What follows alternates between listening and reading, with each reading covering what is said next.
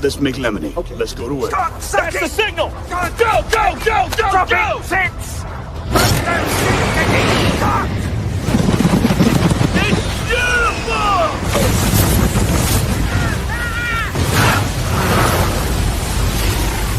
Mother Nature just pissed her pants, dude! Start your day with a jolt of energy and no-holds-barred opinions. This is The Rush, where Travis Justice and Ross Peterson bring you bold, unfiltered, and uncensored takes on sports, life, and everything in between.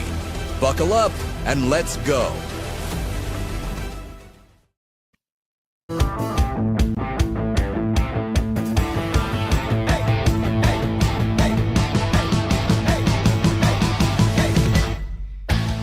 First day of the Iowa State Fair. It is Thursday, August 7th. Good to have you along on the Rush Radio Show, powered by Willis Automotive. If you're listening on the audio stream at therushradio.com, on the Rush Radio Android app or the TuneIn app, thank you so much for being here with us this morning. YouTubers already having a good conversation. Reverend Ray's gone for a walk. Walk 500 feet, take a break. Walk 500 feet, take a break. Then he takes a hit of the vape and starts it all over again. Make sure to subscribe to this channel and go ahead and like the video and leave your comments, and you can follow us on the social media channels as well. Hello, Ross Peterson. What's going on there, buddy? So Ray says that's how he has to do the fair. He was saying that last night that he went down to the fair, and it's a lot of walking for Ray to get around down there. And so one of the guys was asking how he does it. He says, "Well, this is the method: 500 feet." Sit down. 500 feet. Sit down. Hit the vape. I almost did the cigarette thing. I almost went like this for a vape. But I think the vape thing, kind of like we used to do this for a phone, and now kids do this. I think in order to signify smoking now, you have to it's not this anymore. You know, you can't go, hey, I need a smoke break. That we all knew what that meant, right?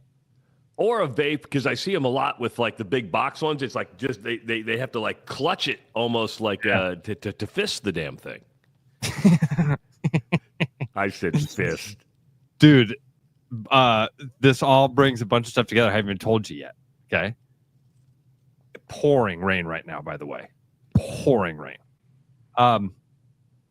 Bill Blank reaches out to me yesterday. Now, have you seen Bill Blank's posts on Facebook? Because I know you want to talk fair here, so I'm going to tie a bunch of things together. Well, you know what? Bill hasn't been popping up in my feed, and I don't know why. I haven't seen anything that Bill's been posting, so this is all going to be new to me. I haven't seen anything that the Bill's been posting. Bill's been on a wild ride. Let's just tell you that. We'll have him come on and tell the story if he wants. But Bill is Bill and I are two of those friends that are very different guys. We're very, very opposite, and then we have a couple of similarities that tie our bind there. And he hates the Iowa State Fair. He does not go to the Iowa State Fair. It's like one of his points of pride. Like, I do not go down to the fair. Who hurt him as a child?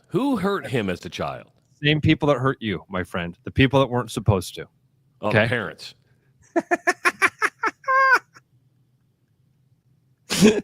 So Bill announces the other day on Facebook. He's like, I got this great announcement. He works with Steph Jessen from MoRub. MoRub is like this. It's a meat rub that you put on stuff, but it's like a spicy meat rub, and now they put it on all sorts of stuff, and they do amazing stuff. Steph is just a character in herself. And she lined this thing up with the state fair to do like a Tonight Show type of deal. So from 6 to 7 in the cultural building, every night, they're going to host this like Tonight Show type of thing where there's going to be a Johnny Carson behind a counter. There's a couch. Steph basically is going to be the Andy Richter, Ed McMahon type of character. And Bill Blank is the Johnny Carson character. Now, it's not a show.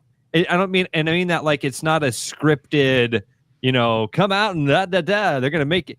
It's Bill Blank just sitting up there and talking about the stuff that's happened at the fair. Now, he's going to specifically try to make it the he's not going to talk about the politicians standing on the hay bales. Okay, he's not gonna. I don't think he'll talk about the best place to get a corn dog. So I think Bill's going to try to bring a very different angle to it. But he asked me to be his guest on the Friday night show. He's going to do this every night of the fair from 6 to 7. So on Friday night, tomorrow night, during East Side night, I'm going to have to step out of the fights, put down my multiple beers, and then get on stage and do the East Side thing for East Side night. Here's what I like about it is that the fact that Bill, I'm sure he's been to the fair when he was younger, or I'm just making that assumption. But let's say he hasn't been to the fair for the last 10, 15, 20 years. It's almost like you are a fair virgin at this point, right? And not having somebody with the perspective of the entire grounds host a show like that is pretty unique, because you're going to go now, because his job, I would think, if you're going to host a show for an hour each and every day, you're going to have to go to the fair and you're going to have to do some investigation. You're going to have to go check things out. You're basically looking at the fair for the first time through your eyes. And to have a conversation back and forth with experienced fairgoers, that could be really funny. Really funny. I'm looking forward to it. So I don't know how much of the show, if I'm doing the whole hour with him on Friday, with him and Steph, if it's just going to be, if I imagine it will have that kind of Tonight Show type of routine to it, where Bill will get up and talk about his experiences. Steph will jump in and share some of her stuff, because they always have really kind of fun banter anyway. And then maybe they'll bring me on. I don't know. Bill, if you're listening. Are they recording these? Are they going to put them on audio anywhere? They're going to put them on video anywhere? Another great question that I don't have the answer to. I'm going to see if Bill Blank's awake. Well, he's awake because he's nervous right now. He's preparing for this. He's like, oh my God, I've been ripping the fair for all these years. Now I'm going to be on a stage at the fair. How do I react? He did say his post was, hey, if you can't beat him, join him. Like, I've complained about this thing for years, and obviously nobody's listened to me. So I'm going to start joining you folks down there. So, I would agree that you and Bill are completely different, but are you the same in that you're cynical? If you didn't grow up loving the fair, if you just kind of were thrown into this, I could see you being kind of like a cynical nature towards this thing. Wait till Wednesday. I'll hate the fair. Like, today I love the fair. Today I love the fair. Right? Tomorrow morning we're going to get up and meet down there. We're going to hang out with, like, I cannot wait for tomorrow morning. I went down last night. I hung out with Brooksy for just a minute. Busy guy, obviously. I also got to see the new building. Our friend Joni Bell, who runs Rib Shack, took over the Blue Ribbon. I can't think of what the name of it is. It's like the Blue Ribbon building or something like that. Dude, it's freaking sweet too. She has a. So do you remember the story there, Trav?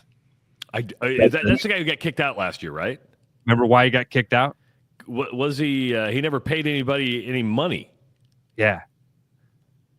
There's a shirt for sale at the new place that says, there's it's the Blue Ribbon building, and it's, the Iowa State Fair. And then there's a shirt that says good food and paid employees.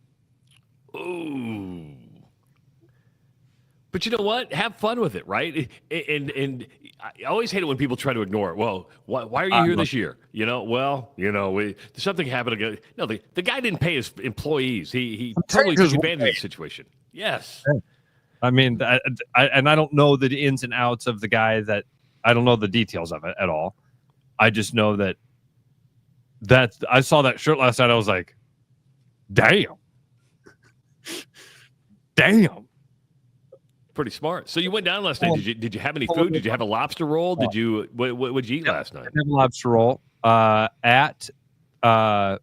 got to Brooksy's about 4:00. Damon Dotson was playing. Audrey and I had the party balls and the chicken pickle ranch rocket. And then we walked around and just kind of looked at the fair. We went and walked through the Midway. Listened to a really fun podcast, the This American Life, which is an NPR podcast out of Chicago. That is a fantastic. They do a really good storytelling. This American Life. They did a story last year at the Iowa State Fair, and they replayed it last week. And so I happened to listen to that, and it was one of the stories that they told was about the carnies and how, oh, dude, it's a whole culture that has its own vernacular. It's so when you walk up to a game and you and I are walking past a game, Travis, that's called a joint. Okay. It's not a game, it's a joint. And there's one-sided joints and there's four-sided joints and there's two-sided joints and that's basically the way I understood that was how many sides of the actual tent can you play from? Okay. Okay. They are not carnies. In fact, the really good carnies can be agents. Agents don't work for an actual show. Okay. A show is the whole thing. The whole big shebang is the show. Okay. But an agent is a carny that bounces around. He's a gun for hire. They're the really, really good carnies. They're the dudes that, like, we used to talk about Bobo the Clown. Was it Bobo the Clown? Yeah, I believe it was Bobo the Clown. Or Bozo the Clown. You got Bobo, and I think you had a Bozo the Clown as well. It was Bobo, and he'd sit there, like, he'd make fun of you. Hey, Baldy, you going to come out and try to knock me in the water? Or you're going to hand the ball to your wife? She looks like she's got a better arm than you do. And the people would be like, guys would get angry, right? And they would spend all of their money. That's called putting a mark to sleep, where the guy's just unconsciously feeding the money to the game because the carnies got him. It was fascinating. Listen, and so then after listening to that, we went and walked to the Midway, and I'm like breaking them down. Oh, he's an agent. I'm just trying to picture this carny for hire type thing. When you talk about an agent, the agents get together. Okay, I've got the Iowa State Fair this week. I've got Neola Hoodoo Days coming up on Labor Day. So I think I'm just going to stick around and take a week vacation. Go to the covered bridges, hit Hoodoo Days in Neola, and then I'm going to head out to Riverfest in Omaha, and then make my way to the Nebraska State Fair. I wonder if that's how they like plan their calendars, almost like an NCAA college basketball referee. I mean, John Higgins right now is running the consortium for the Big 12, the Missouri Valley Conference, now the Pac-12, and they're like trying to put all these officials across the country, and they have to collaborate with the other consortiums to make sure, hey, you're going to be on the ACC here. Let's work you west so we can get you into the Big 12. It's amazing how all this stuff works out. It's logistics at its finest. But agents in the carny world appear to go by that. Was the Midway open yesterday? Were we able to ride some rides? No, the Midway was not open. And again, I tried to tell people on that yesterday, that first Wednesday is not everything's open and not everything's for sale. So like they didn't have, I didn't see many of the corn dog stands or anything like that, but a few of the stands are open and kind of doing that soft open thing to make sure that their employees are just like what Brooks did last night.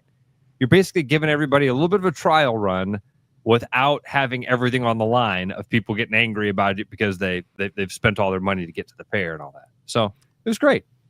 Ross, I'm a rookie, by the way. I am a rookie because today is my last day at the La Quinta Inn in Oxford, Mississippi. Okay, we're going to be pulling out a little bit later this morning and hopefully be on the road by 9:15. I got a 10.5-hour drive to Des Moines. That's if I don't stop. Now, I'm going to have to stop for gas, probably get some food. I'm a rookie.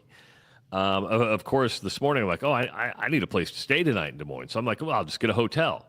Forgetting, this is a rookie mistake, forgetting that it is the first weekend of the Iowa State Fair. And let me tell you, hotel rooms from Newton to Norwalk are making some money this weekend because there is a premium on rooms and the price for a Super 8 is like around $200 a night. You guys want to stay here? No, we don't. Okay, I didn't want you to either, but that's all right. Yeah. Like, you have to sleep in my bed. I'll sleep in Eli's bed. My wife and my daughter like hotel rooms, and I get it, but it's just like, oh my that's God. Right. You got Greta with you too. Yeah, I got Greta with me too. Audrey's bed. Yeah, Greta, you're going to sleep with Audrey. Anjanette, you're going to sleep with Ross. I'm going to be on the couch downstairs. Okay, so you two, no funny stuff, but and Ross, keep your hands off my wife. I don't spoon, but I do astronaut. Have you heard of this, Travis? No, astronaut? Yeah. I don't. That's when the guy becomes the little spoon, but you don't want to call it the little spoon. You become the astronaut, and she becomes your backpack. I like that. She's your jetpack, and you're the astronaut. So that way, you don't feel like you're being spooned. Because if a guy's the little spoon, I mean, come on. But if a guy's an astronaut, and she's the jetpack.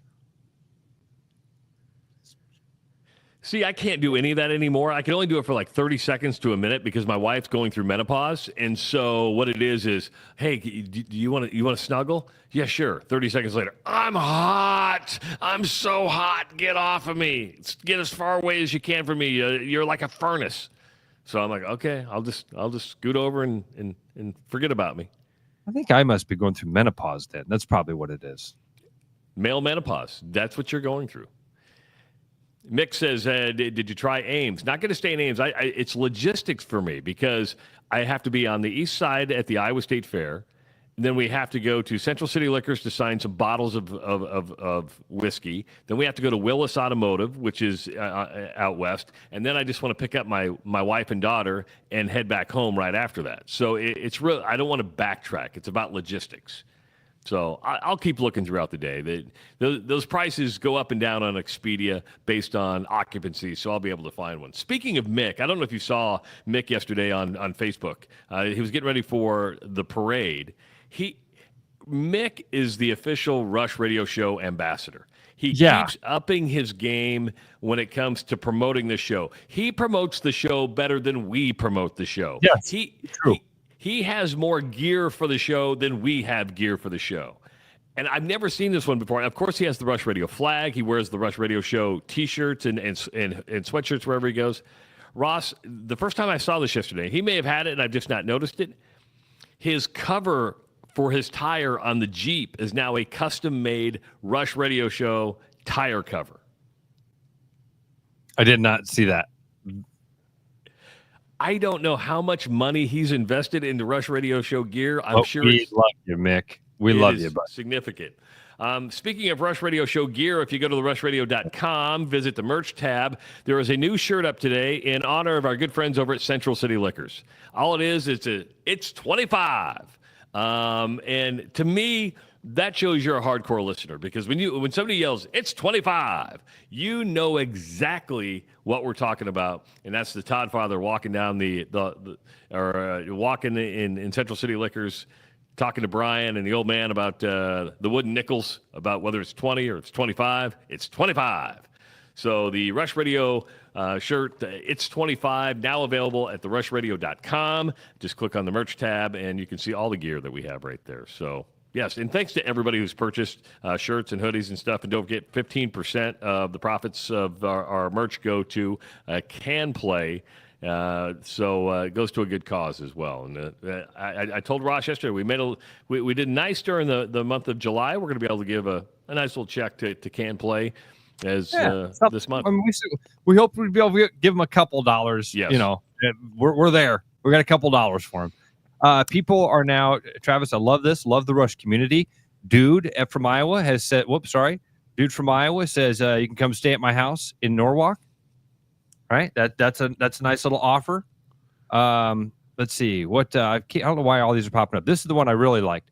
Our buddy Corey from Bats and Bugs says, hey, I got some place you can sleep. You don't mind a few critters. Corey's got the spot for you. What do you think? Ooh. I'll be sleeping with bats, bugs, squirrels.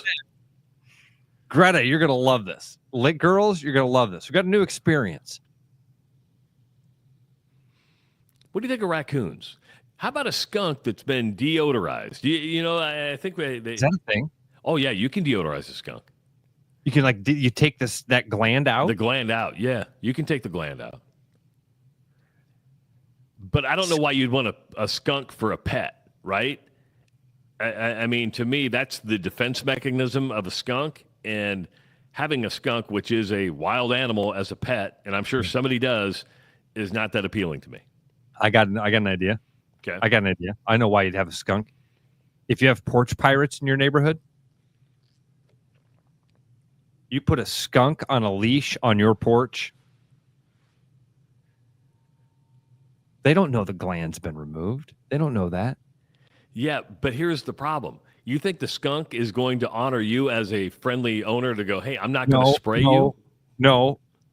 First of all, the skunk, you know that if the skunk sprays you, it doesn't stink. You are the only one that knows that. Any porch pirate that starts to walk up on your porch and sees a skunk. Oh, okay. Now you're right. 100% Yeah, see, right. I'm playing chess out here, man. It's East Side night. You got to put your head on a swivel if you're coming to the fair, okay? Put your head on a swivel. That's my bad. My mom years ago hit a skunk with a car. And Ross, I swear it took 3, maybe 4 years to get the stank out of it. It's unreal. Really, really bad. Have you ever hit a skunk? I don't know that I've hit a skunk. I mean, you drive by it, and you for a mile, you're like, so distinct. I'm trying to think the last time, I'm wondering if the skunk population is starting to decrease a little bit, or maybe it's just that I'm more of a city dweller and not in the country as much, because I haven't smelled or seen a skunk in a long, long time. And I don't know, are they nocturnal, or I'm just trying to figure out what the skunk is. Corey would probably know this. Yeah. If you have a skunk, if you have a squirrel, go to Bats and Bugs. Yeah. Last time I smelled a skunk in the city, and Tyler's kind of referencing it, was Friday at Central City Liquors when Ray was about 8 feet behind us. I was like,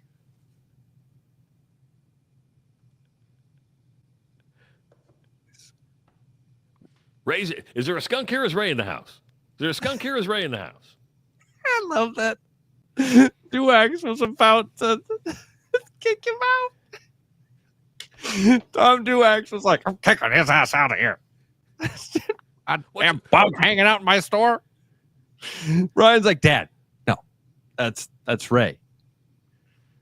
And then he's a regular. I try to tell people about Ray, and I say things like, "Oh, Ray, he's a character," and then they think it's a fake. They're like, "Oh, it's like an act that he's putting on." And I go, "No. Oh no, I shouldn't have said character. He's a strange cat. That's a better way to say it. Ray goes to the beat of his own drum.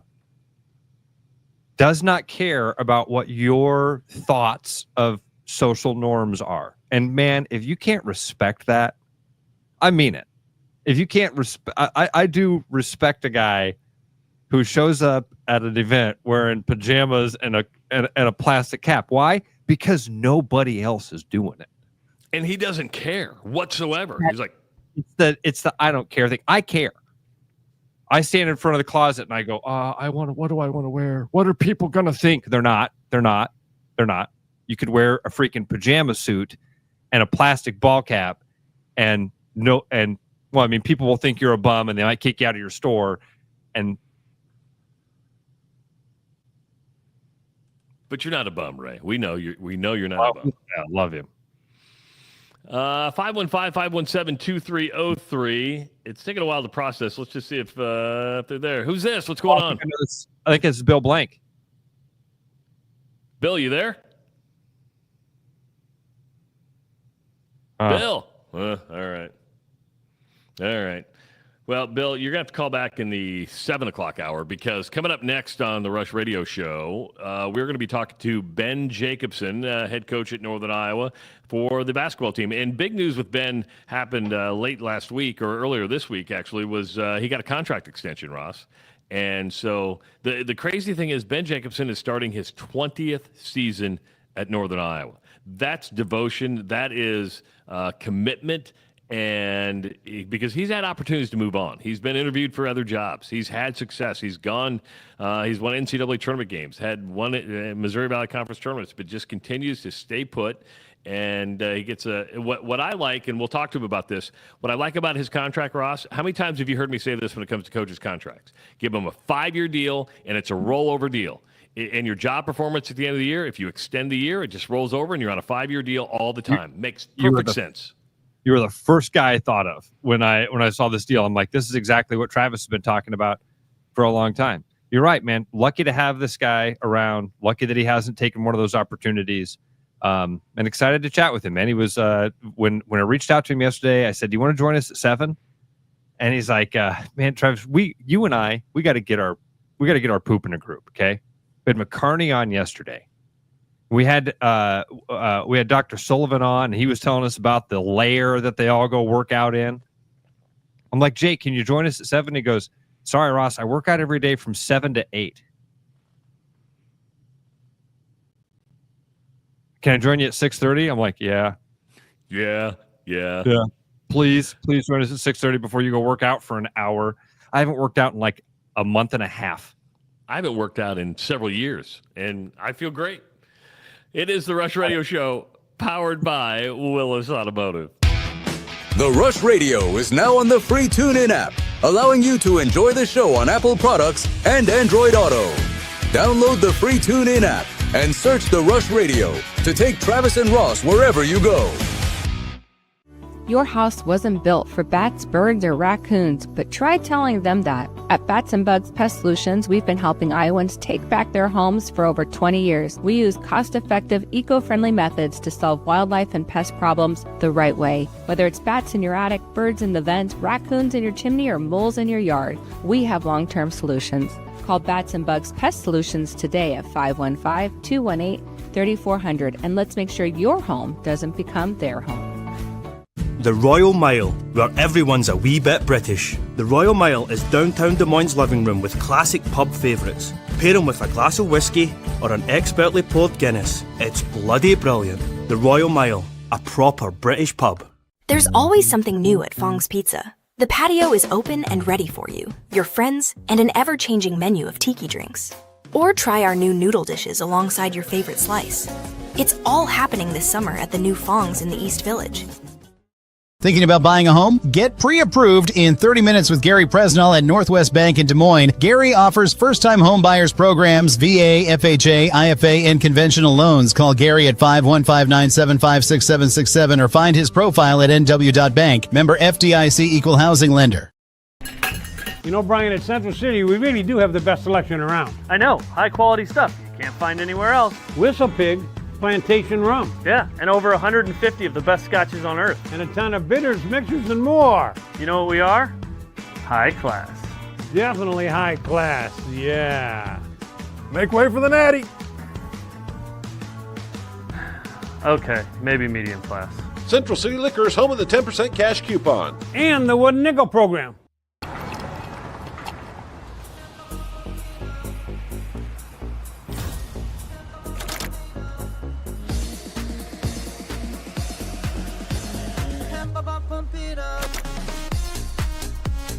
A fuel choice that even rivals can agree on? Now that's worth the hype. Cheaper, cleaner, and homegrown. Pump it up with Unleaded 88.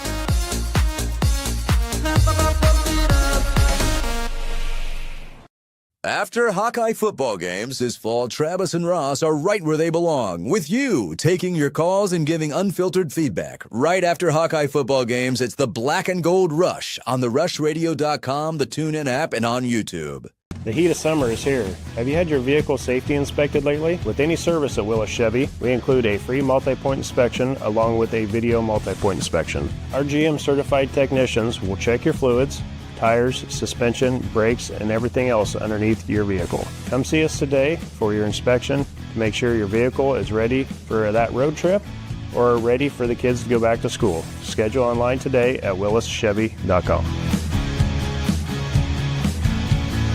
There's a new spin on casual dining near Drake University. Lucky Horse Beer and Burgers. Craveable faves, flatbreads, delicious burgers, frozen cocktails, and a crazy cool vibe. Get to Lucky Horse Beer and Burgers today.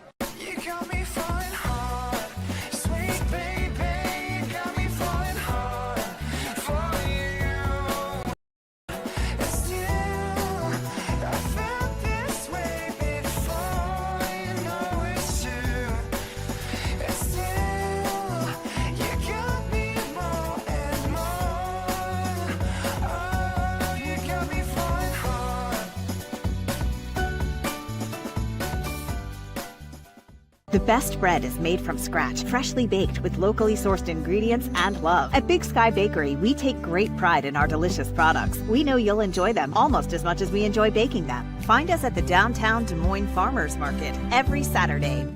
Back like a rash you thought was gone. Travis and Ross aren't contagious, but they are addictive. It's the Rush Radio Show, powered by Willis Automotive. Welcome back to the Rush Radio Show, powered by Willis Automotive. Good to have you here on a Thursday, first day of the Iowa State Fair. Ross, you ever get reminders that, you look at your life and you go, I haven't done much. Ben Jacobson is 4 months younger than I am, and I realized, I haven't done much with my life. He's done a lot in 20 years. I haven't done shit. I haven't done anything. And he joins us now live from his pickup. Good morning. Yes. Good morning, Coach. Good morning. I tell you what. Let's first of all, the big news was you got the contract extension. How important was that to you? And what I like about this, and I've talked about this years, I like the 5-year rollover thing. I think that makes the most sense with any contract out there. It's like, okay, you got a 5-year rollover. At the end of the year, job performance, we're not going to renew that year, so you got 4 years left, and if it picks back up. Did you want the 5-year rollover? Yeah, we did.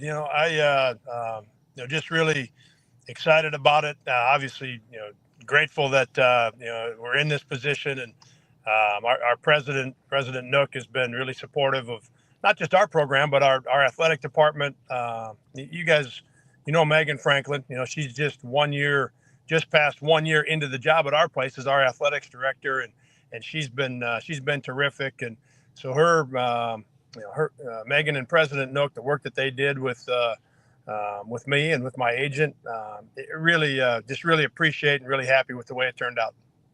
I love that you say the position that we're in, Coach, and then you have a little bit of a clarification there, because in their 20 years, you've got great perspective on stuff. Let's first talk about the basketball program. When you say the position that we're in, is that what you mean? The position the basketball program is in, or are you talking about the position the athletic department as a whole is in right now in 2025?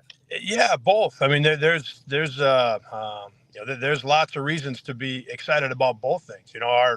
From an athletic department standpoint, I mentioned Megan, and she is, I tell you what, guys, she is so determined to make sure that Panther Athletics is positioned to take on the challenges. You guys are obviously, very familiar with the last, 3 years with the portal and the money and all, the changes that have come with that and the challenges that have come with that. And Megan is all day, every day, working so hard to figure out how we're going to meet these challenges. And so for our coaching staff, there's a lot of excitement in that, to have the leader of our department just so determined to make sure that Panther Athletics is in a great spot. And, the Unidome renovation is going. Phase 1 is going to be complete by the time we kick off at the end of this month with Coach Stepsis. And that's going to be a completely different feel. Okay. We've got, guys, I don't know when the last time you were in the Dome or how much time you spent in the Dome, but it's one of the things when I got here that I never quite understood. And I don't know that I ever asked anybody, but the seats were gold and red and blue. Remember, you guys know. Oh, yeah. Know exactly what you're talking about. Well, yeah, now they're all purple, right? So it's as strange as that is to say, man, that's going to be cool. The color of our, but there's a lot of excitement heading into the football season and with the Unidome. And then I'll tell you, and I'm sure we'll talk about our team here. Our 3 seniors are in great spots. Titan Anderson has signed a contract in Belgium. Jacob Hudson has signed a contract in Macedonia. Cale Schmidt is going to stay on and be our GA. And then we had 11, our next 11 guys come back. So we've got, 7 guys that played a lot for us. 5 of them have started for us. And the portal was good to us. We've got a couple good freshmen. So and the position we're in and the excitement, I'm excited about our program. But also, hand in hand, just excited about what Megan's doing and the support from President Nook and what's happening with our university. You know, I may have an answer on the seats. I work in the construction world when I got off the air. And what happened is probably when they were building, they had purple seats. Were at a premium price, and they said, hey, we can value manage this down because the seat company's getting rid of these red, gold, and blue seats, and we could knock 50% off those. That's probably what happened. That's the best answer I've heard so far. Right. A couple things you mentioned there I'd like to touch back on real quick on Coach Stepsis. We've had a chance to know Coach Stepsis here with his time at Drake. Have you had a chance to really get to know him in the first couple months? I mean, I know it's he's drinking from the fire hose up there at UNC right now. Yeah, we've seen each other a couple of times. We haven't had the opportunity to spend a lot of time together. I sat in. His press conference was yesterday to kick off their season and their media day, and sat in for about 45 minutes of his press conference. And like I said, we've had an opportunity just a handful of times to connect and talk a little bit. I've really enjoyed that. Just the excitement in his voice yesterday about his team and the makeup of his team, and the way the guys have been with each other and the feel of his team. It just gets you, it gets you going and gets you excited for, our guys are gone now for about 3 weeks. We finished up about a week ago with our summer stuff. And so they're gone now until we start school on the 25th. And, but can't wait to get them back. And it sounds like coach is just feels really good about the makeup of his team. And he's obviously not a first-year head coach, a very successful head coach coming into the job at our place, but in a new job, just to hear that excitement in his voice about the players and the connection that the players have and the chemistry they have sounds like they're off to a great start. One thing that's going to benefit the athletic department, especially you and Coach Stepsis, and this happened with the Board of Regents, and we've talked about this for a number of years because the Dakota schools did it, was that reciprocal in-state tuition from bordering states. People hear full ride scholarship and they think, that's great, you're on a full ride, it all costs the same. How much does that benefit you when you are able to, because you recruit regionally, to basically give a Wisconsin kid or a Minnesota kid in-state tuition as opposed to out-of-state tuition? Yeah, starts old and those student athletes get onto campus and that number gets bigger, right? Then obviously the dollar gets bigger, and Coach Stepsis was talking about, he got asked the same question yesterday, and it's a huge deal for all of us, right? That money can now be put into other areas, and as we know, part of the challenge for everybody with the landscape right now is where you're going to continue to get the dollars to provide a first-class experience and put your guys and gals in a position to do great and be champions. So that's from a competitive advantage disadvantage. Our football program is going to start to catch up now. You mentioned the Dakota schools, and that's been a monster for them to be able to go in and recruit states that are Minnesota. Right, and they can do it with half the dollars. Get 2 for 1 on their dollars. So it's going to be a monster for our football program. It's very important for our entire athletic department. It's going to allow Megan to be able to do some things with those dollars as well. So that's a real positive for us. Coach, I'm a really cynical guy. I always think that we're being bamboozled. That's no place to be. Yeah, I know. I try not to be. Here's the thing. I love people. I really do. I trust people more than I should. I just don't trust their ideas as much as I should. One of those things is this expansion of the NCAA basketball tournament, right?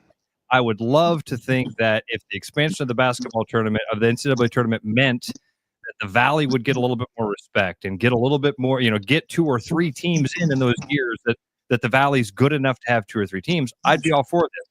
I don't think that's what's going to happen if they expand the tournament. What are you hearing? What are your thoughts on it of an expanded NCAA tournament? Is this something you even let your brain think about?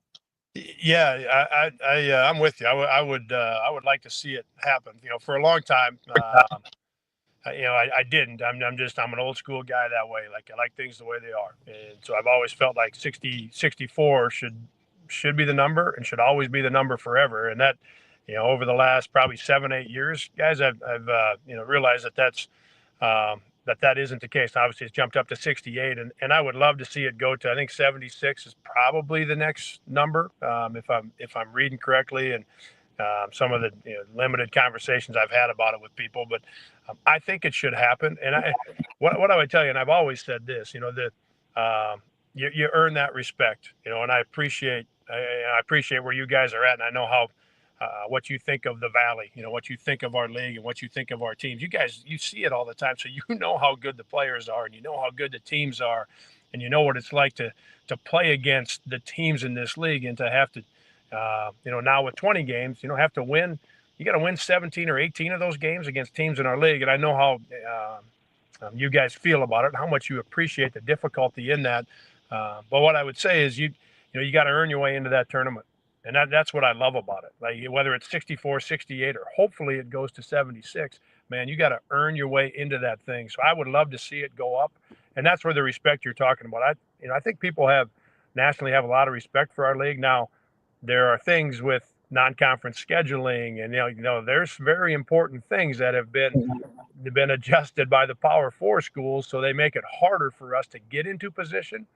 But you've got to earn your way into that thing. So what I would say is 2 years ago, Indiana State gets in if it's 76.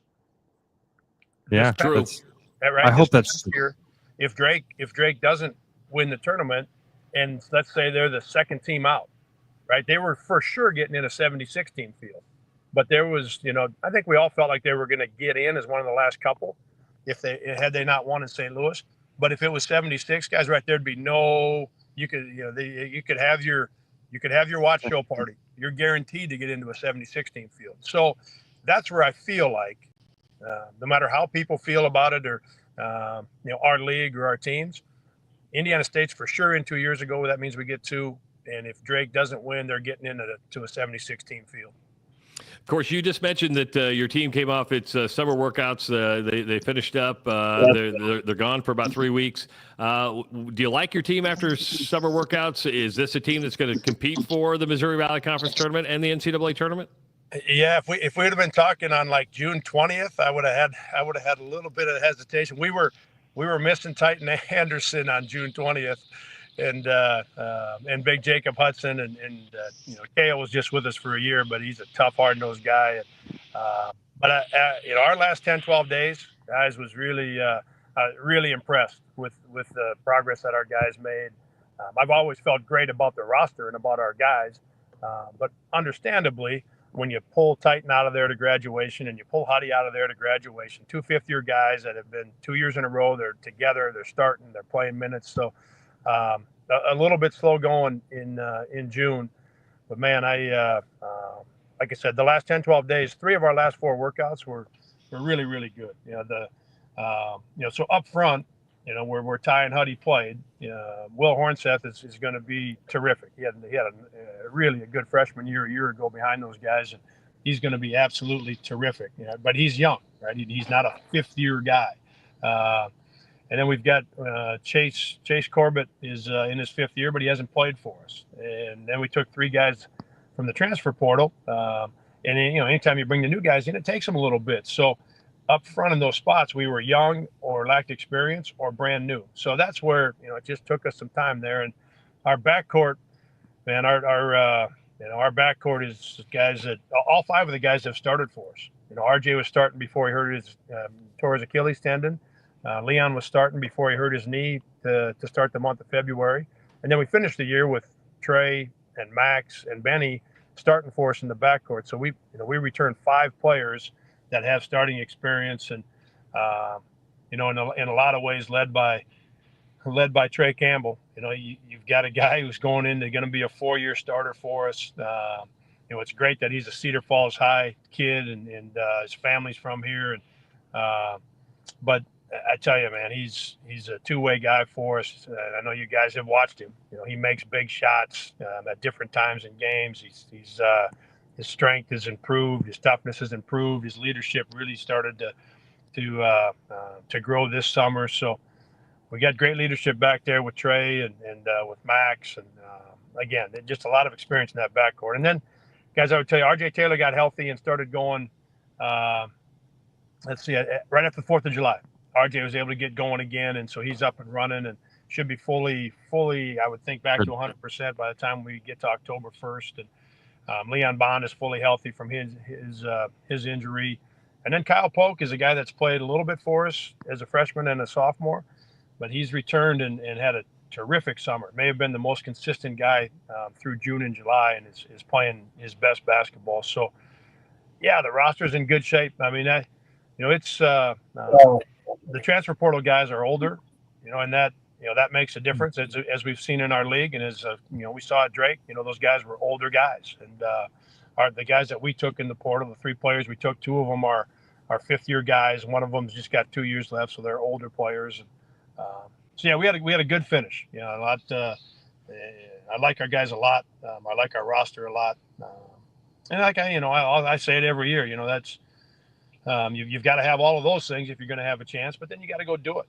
And that's what I'm excited about. Is we've got a chance and a group of guys that to have 11 guys come back, 7 of them that played, some of them that are older that could have left and got more money. They came back to stay together. They came back to do what your question was. They came back to win a championship. They came back to play in the NCAA tournament. So that feel is around our team right now, and that's a great feeling.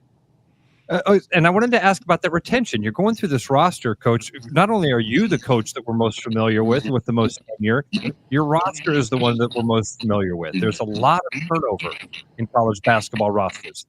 You have turnover, but man, you've been able to retain these guys for years. Is that a concerted effort, or is this conversations you have throughout the season? Is it a constant recruiting? Do you always feel like you're on a first date? What are you doing to retain these guys and keep them when they're getting courted?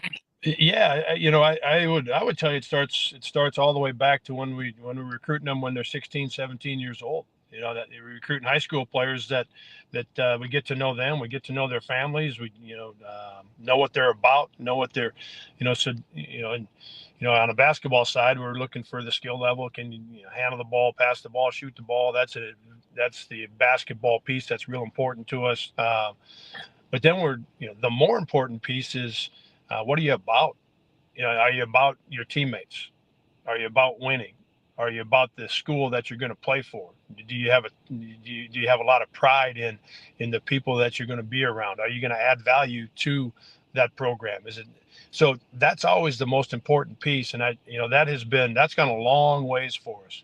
Before the transfer portal, for the most part, with the exception of a couple of guys that, for good reasons wanted to go and play more, at some different places over the prior to the transfer portal. We had very few guys that left, and when they did, it was to play more. And for the last 3 years, we had everybody come back. One of the years we had our top 11 come back. This year, the year in between, we had a couple guys that left, 2 starters and 2 guys off the bench. So we did have a couple guys go, but for the most part, they've come back. So I would tell you, it goes back to when we recruit them, the first time around, getting to know them, getting to know their families, what's really important to them.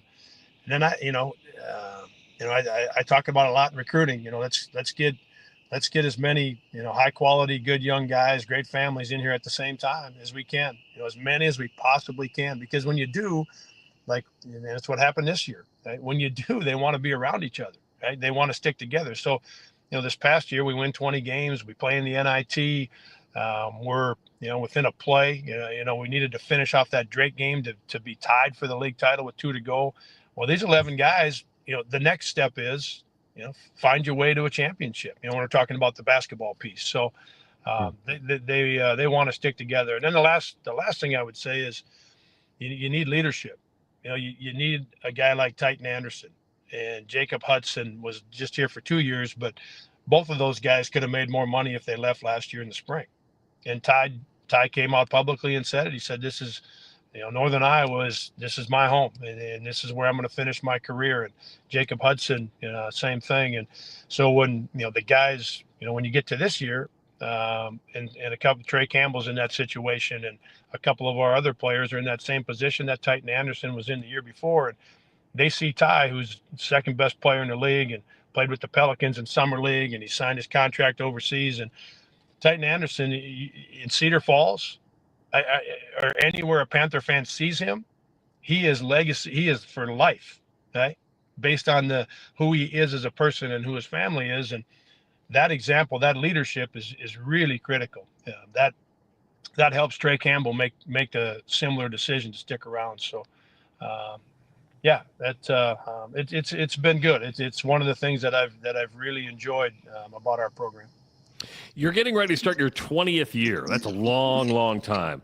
How much have you changed over 20 years? If you could go back and say, 35-year-old Ben, here's some advice I'd give you, or this is how you've adapted and changed. What's been your biggest change in 20 years, do you think?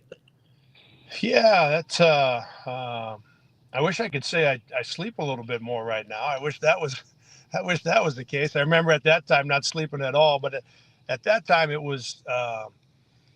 So I say this a lot to groups or even to our team. Like I love coaching, but I love being part of a team more, right? And that got lost early in my career. Early in my career, it was still about the guys, but it was really about I got to prove yourself, and that took a little bit away from the fun. That should be a part of this, and then that kind of filters into the team. Now, obviously, we had some pretty good teams. During when I was 35, 36, 37. We had some good teams at that time, but understanding right now that for me it's so much about the motivation for the players, right? And that was different 20 years ago, and it was different 10 years ago, and it's different today over the last 3 to 5 years. And so for me as our head coach, always working to understand what it is that the guys need, right? They need different things today than they needed 10 years ago, and they needed 20 years ago. It's very different when you do it for this long, and especially at the same place. So just really adjusting and to the guys and what's going to motivate them and what's going to mean the most to them, and what's going to allow them to have the kind of career, right, and the kind of growth that they should have when they're at our place. Coach, I know, real quickly, John Higgins also employs me, believe it or not. I don't know if that's a good thing or bad thing in your mind, but I host his podcast called Make the Right Calls, where I interview officials from all over the country about how they deal with game situations, coaches, and stuff. We haven't had a coach on yet. Maybe I should come up to Cedar Falls. We'll sit down and we'll talk about officials, because he actually wants me to have some coaches on.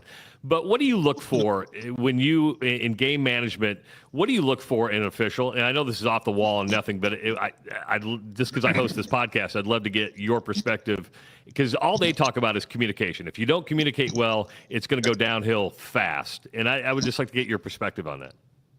Yeah, consistency is the one thing that I think all of us as coaches, that would be one.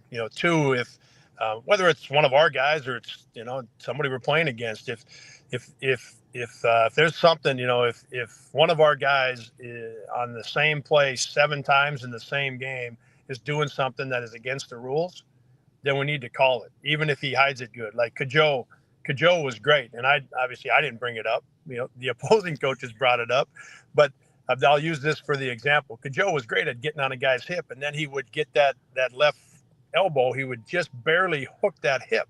You guys know what I'm talking about. Yeah. And that would help him. And now he's past him, and the guy's got no chance to catch up. Well, it was really subtle, right? But that goes on, of course, in the games. And it's some of it can be okay if both ways, but if there's too much of an advantage with something like that, officials need to be able to, if it happens 7, 8, 9 times in the same game, so that would be number 2. And then 3, just being able to, to handle the, I don't get sideways very often in a game. It may happen 0 times, it may happen 1, it may happen 2, it may happen 3, but it's not going to happen on every play. I'm not going to talk about everything that happens in a game, but if it's me or somebody else and there's something that really catches our attention and we go sideways for 10 seconds, to be able to, as you said, the communication there, to be able to handle a coach when he's got a question or he gets sideways for 10 seconds. Because for the most part, all we want to do is get back to the game. Right? We're always going to stand up for our guys and our team, and we're always going to do that. But for the most part, we just want to get back to the game. Okay? But it's competitive, so every once in a while you're going to get sideways. But if that can be 7 seconds instead of 7 trips up and down the floor because the official doesn't communicate very well. Like, those would be the 3 things for me. Excellent stuff. Coach, we know you got to get to a workout, and because it looks like you're sweating already. The sun's beating in. What is that workout? Is it like treadmill? Is it Stairmaster? What are you going to go do?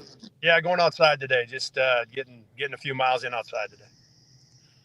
Just getting in a few miles. I imagine it's just probably going on a walk, Trav. Well, it'll look more like a walk. I'll be jogging, but it looks a little more like a walk. Excellent stuff, Coach. Thanks for taking the time. We appreciate it. We'll catch up during the season. How's that? Yeah, great to see you guys. All right, thanks. Congratulations on the extension. Thanks. Coach bet. Ben Jacobson joining us on the Rush Radio Show. Good stuff. Good stuff.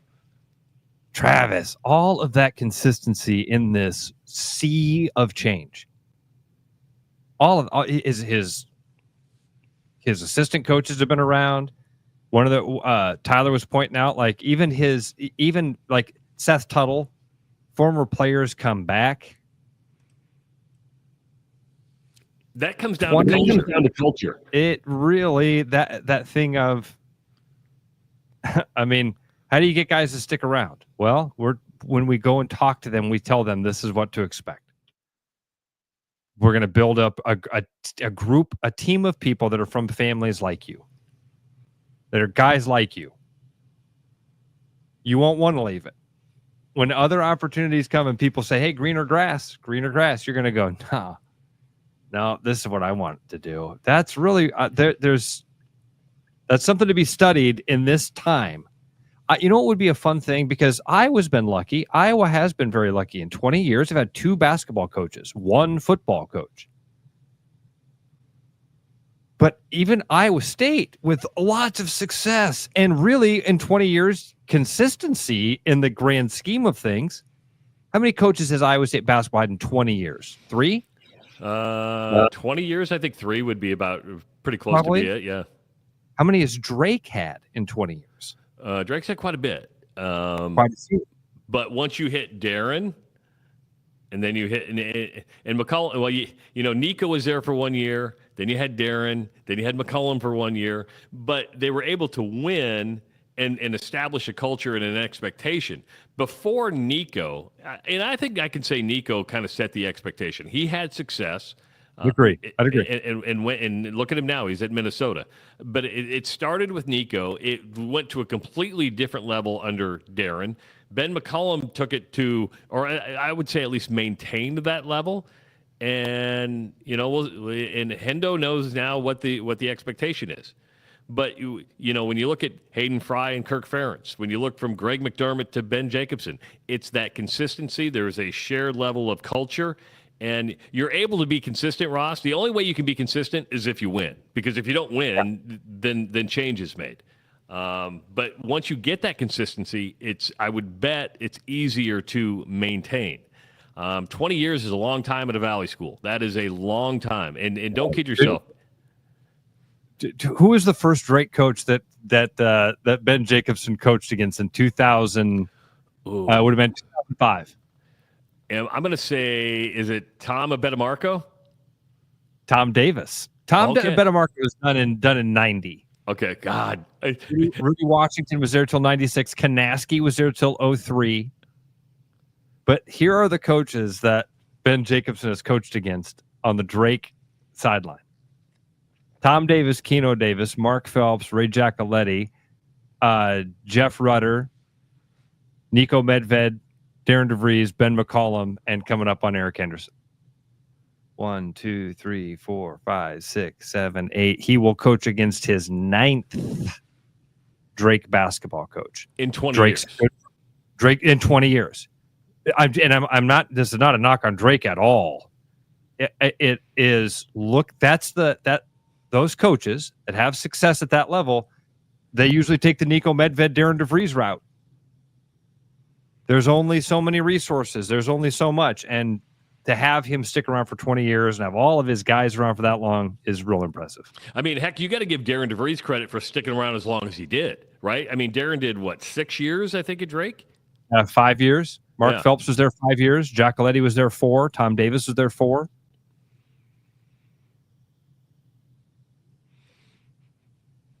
515-517-2303. We got an hour in the books. We got an hour to go. Coming up at the bottom of the hour of the 7 o'clock hour, Bruno is going to be joining us. I actually have soccer questions for Bruno. I'm going to bring up soccer. Reluctantly, I'm going to bring up soccer with Bruno. But, he loves soccer, so we'll give him the platform. We'll sign off at 7:30. I'll let you guys, and, I'll let you enjoy that. Kidding. It is the Rush Radio Show powered by Willis Automotive. The Rush Radio is now on the free TuneIn app, allowing you to enjoy the show on Apple products and Android Auto. Download the free TuneIn app and search The Rush Radio to take Travis and Ross wherever you go. You've got enough on your plate, so when it's time to reset, grab a Fresca. Bold citrus, zero sugar, zero caffeine.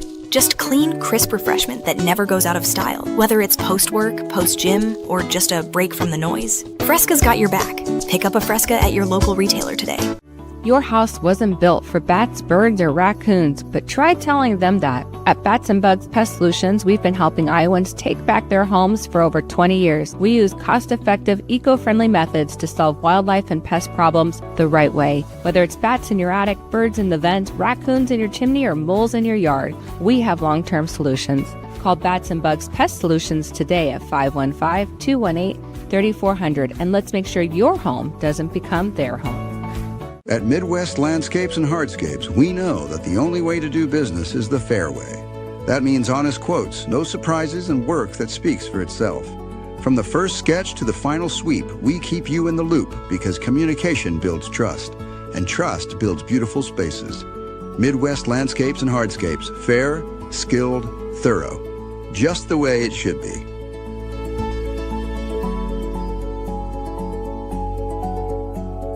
Cars basically do three things. They go, they stop, and they turn. If any of those aren't working right, bring your Infiniti into Willis Infiniti and you'll get $50 off per axle brakes to help it stop, and you'll get $25 off an alignment to help it turn. Then you can go with peace of mind. Give us a call or visit us online at willisinfinity.com to schedule your appointment today.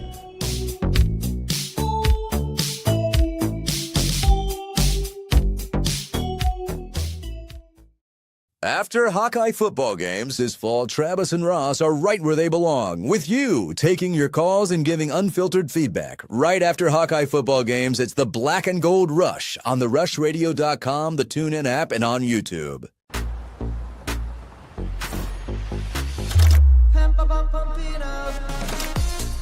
A fuel choice that even rivals can agree on? Now that's worth the hype. Pump it up with Unleaded 88.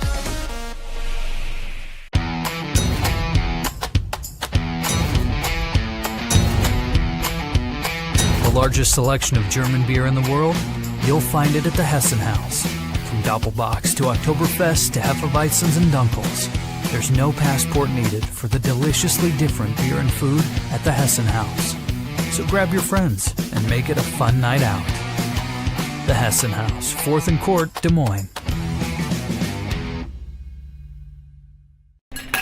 You know, Brian, at Central City, we really do have the best selection around. I know. High quality stuff you can't find anywhere else. Whistle Pig Plantation Rum. Yeah, and over 150 of the best scotches on earth. And a ton of bitters, mixers, and more. You know what we are?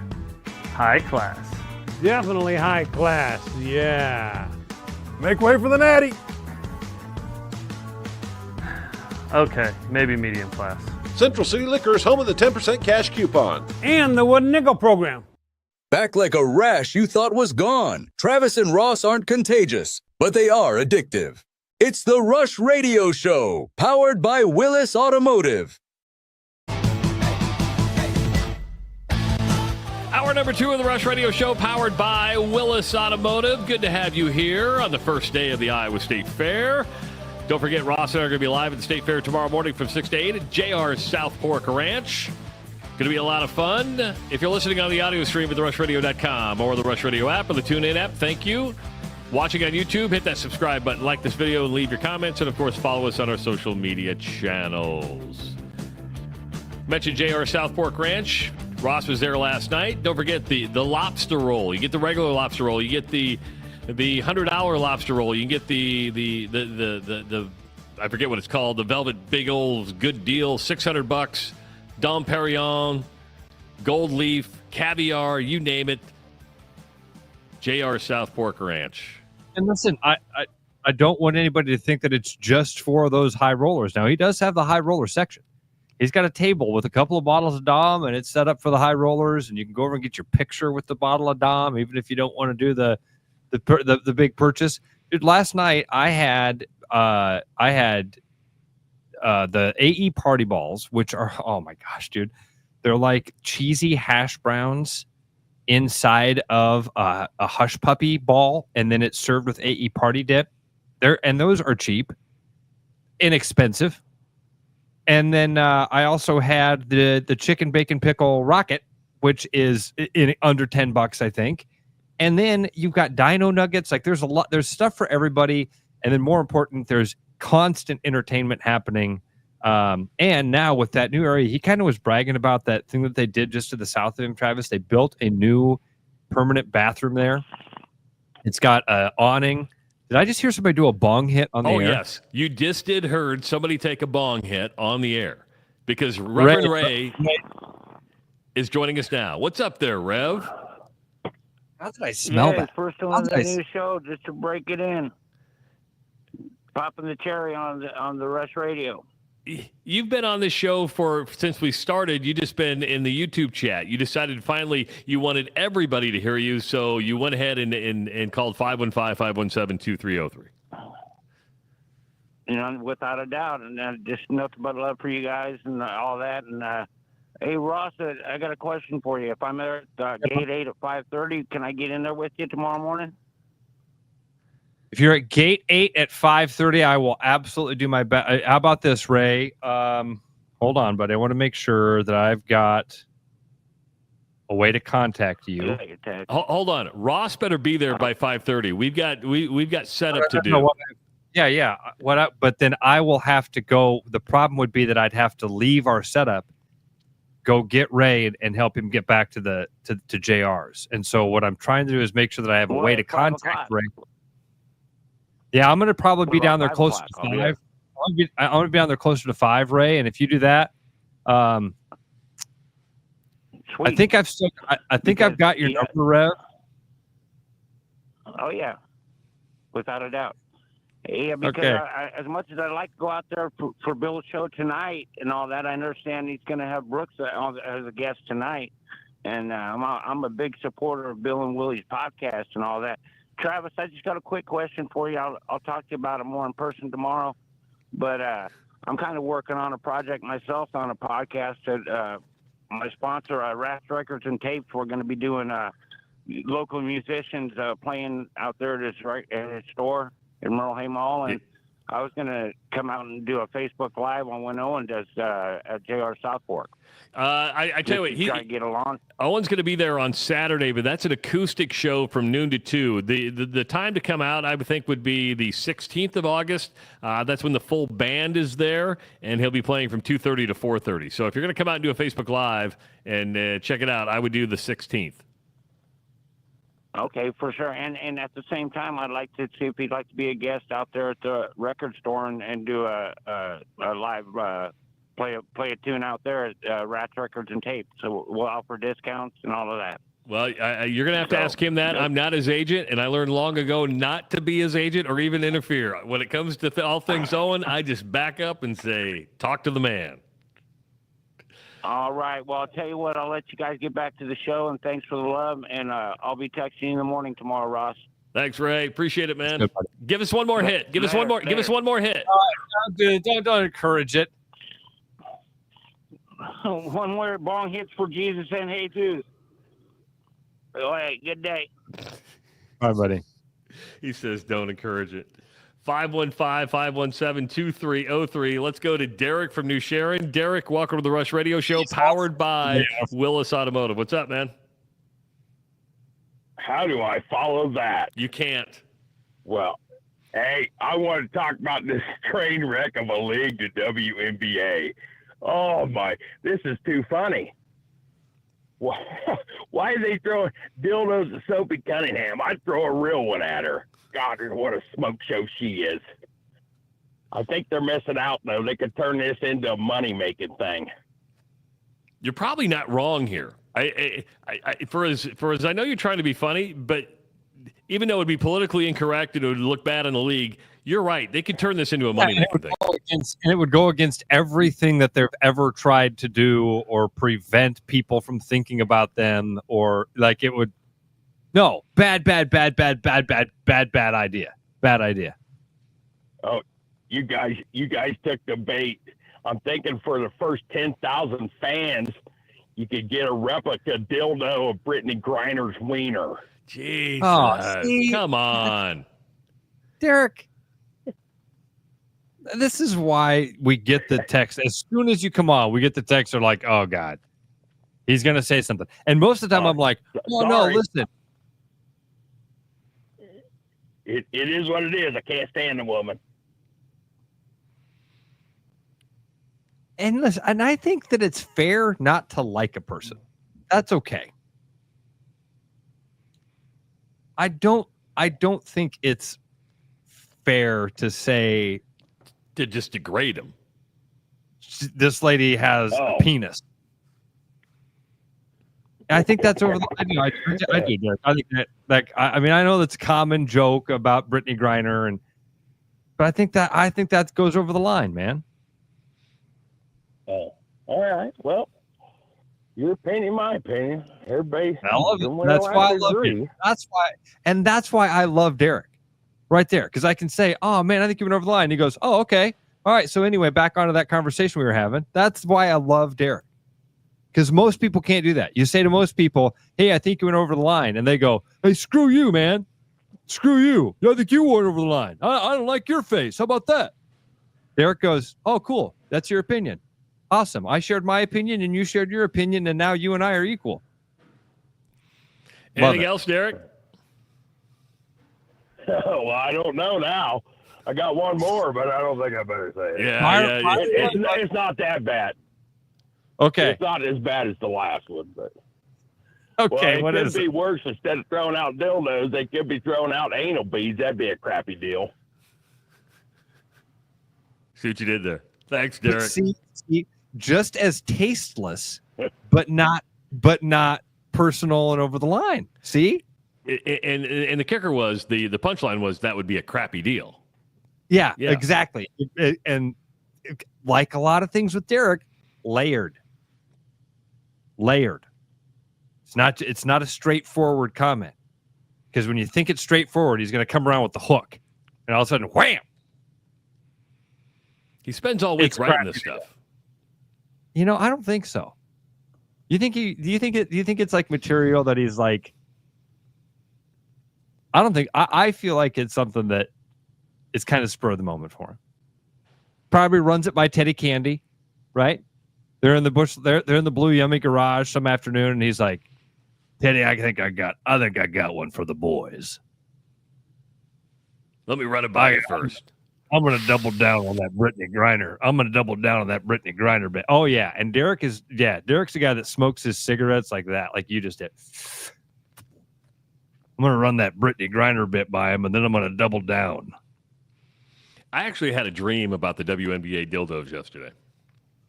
And hear me out. You remember when Terrell Owens scored the touchdown and he pulled the Sharpie out of his sock and signed the football? I actually had a dream. I don't know why I was dreaming about dildos, but I was. Maybe it's because we've been talking about them a lot. That a player, didn't matter who it was, just went ahead and picked it up, signed it, and threw it back into the crowd. I think that would be hilarious. Won't happen.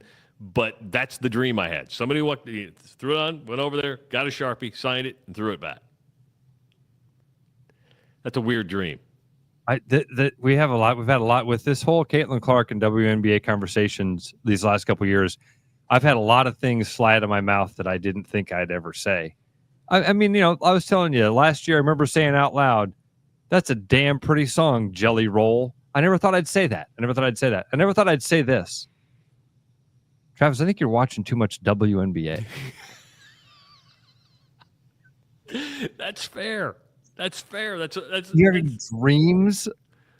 You having dreams about the WNBA? Yeah, I'm dreaming WNBA now. It's okay to criticize, and I'm here for it. I probably deserve it. Just like with Derek, it's okay to have different opinions. It's okay. It's okay. It's kind of fun. Yesterday, we talked a little bit about the smelling salts in the National Football League.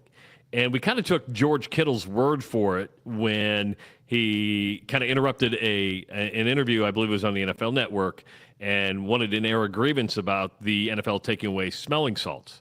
And we heard Dan McCarney say, man, the smelling salts were awesome. I mean, it's a bolt of energy, right? I mean, go back and watch the interview with Dan McCarney when Ross brings up smelling salts, and his eyes get all big. He's like, give me a hit right now.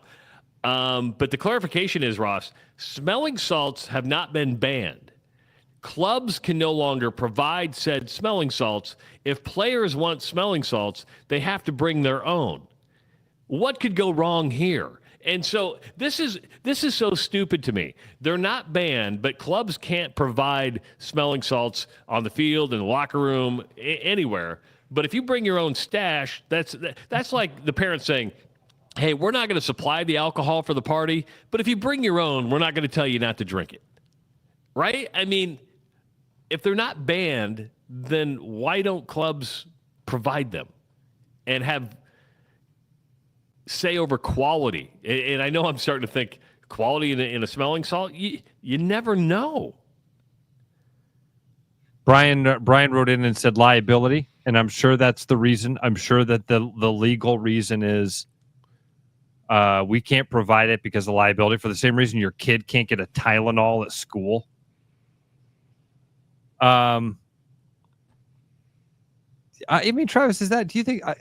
I don't know. I don't know enough about him. I think that you're right that there is a potential for more danger with it being, hey, bring your own thing. You know what it reminds me of? Have you ever actually heard the story about Doc? I can't think of his name. Doc Ellis. Speaking of Ray being all this, remember the story of Doc Ellis? I don't. Why don't you refresh my memory here? He's the guy that threw a no-hitter for the Pirates while tripping on LSD. Okay. You ever heard the story? I don't think I have. Dude, it's wild. This is wild. Happened in the 70s, late 60s. Here, I'll look it up real quick so I can get the details of this so I don't mess this up. Doc Ellis no-hitter on LSD. There is a documentary about it called No, a documentary. Now, he spelled his Doc Ellis with a K, like a boat dock. Okay? So it's a documentary with a K. He threw a no-hitter tripping on LSD, and I mean like hardcore hallucinations on LSD. Well, the reason I'm bringing this up is because the story actually starts the day before the no-hitter. He goes to meet a gal down the right field line who gives him, this is how the drugs used to get to the locker room. One of the players would go and meet a drug dealer down the right field line, and she would give them a bunch of greenies, which were the amphetamine pills that guys took to get a little boost. And that lady also at that time gave him LSD. He did not know that he was supposed to pitch the next day. Dropped the LSD and finds out after he drops the LSD, hey man, you're on the mound. Goes out on the mound and throws a no-hitter.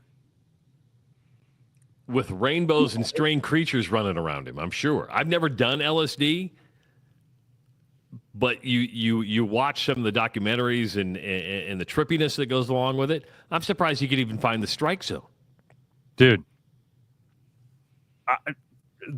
I mean, the documentary is wild, and then it does take a pretty sad kind of turn because he was a fantastic talent, amazing ability, so good that Jackie Robinson once reached out to him and said, hey, man, if there's one guy that I think is going to carry my torch and be a legend and a legacy, it's you. You've got the talent to do it. And drugs ruined all of it. And so the documentary, while it tells this funny story of, oh my God, this dude was tripping balls and out there dealing against guys, it also then tells the story of this very human story of a guy who didn't fulfill his potential and feels that, had had the weight and expectation of his hero, Jackie Robinson, and he let that down, and that the weight of that disappointment ruined his life in ways. Have you ever done smelling salts? Have you ever snapped one open and had the emotion? Because I don't think I have. Dude, I had a buddy. My buddy Travis was a power lifter. He could bench press 500 pounds. And he would do a shot before he lay down on the bench? When they went to competitions, if you ever go to a powerlifting competition, Travis, you've never seen testosterone spikes like this in your life, dude. You've never, dudes.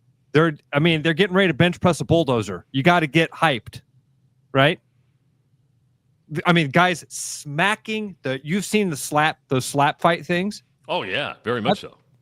I've seen guys get hit like that before sitting on a bench. Sit on a bench, crack a smelling salt, and their friend smacks the shit out of them. Wham! And the dude lays down and bench presses 500 pounds.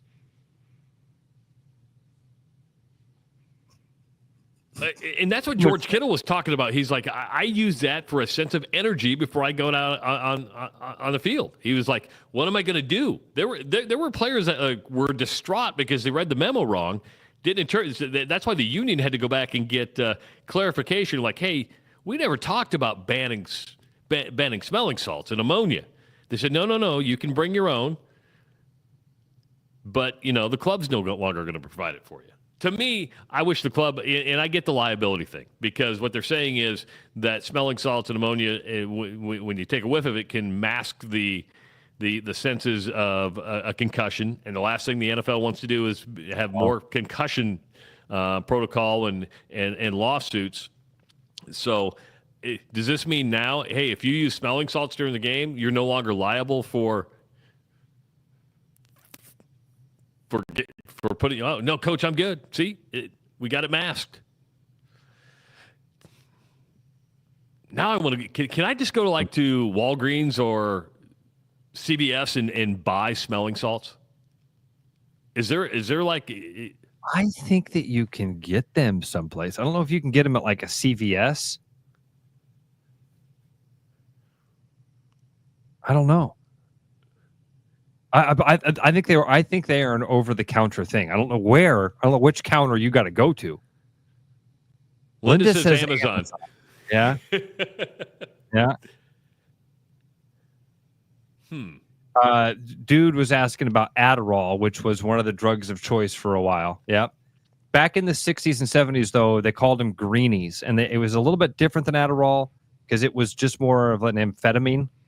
I mean, it was in a way, it was kind of meth that the guys were taking. They were taking these little green pills that would, keep you focused.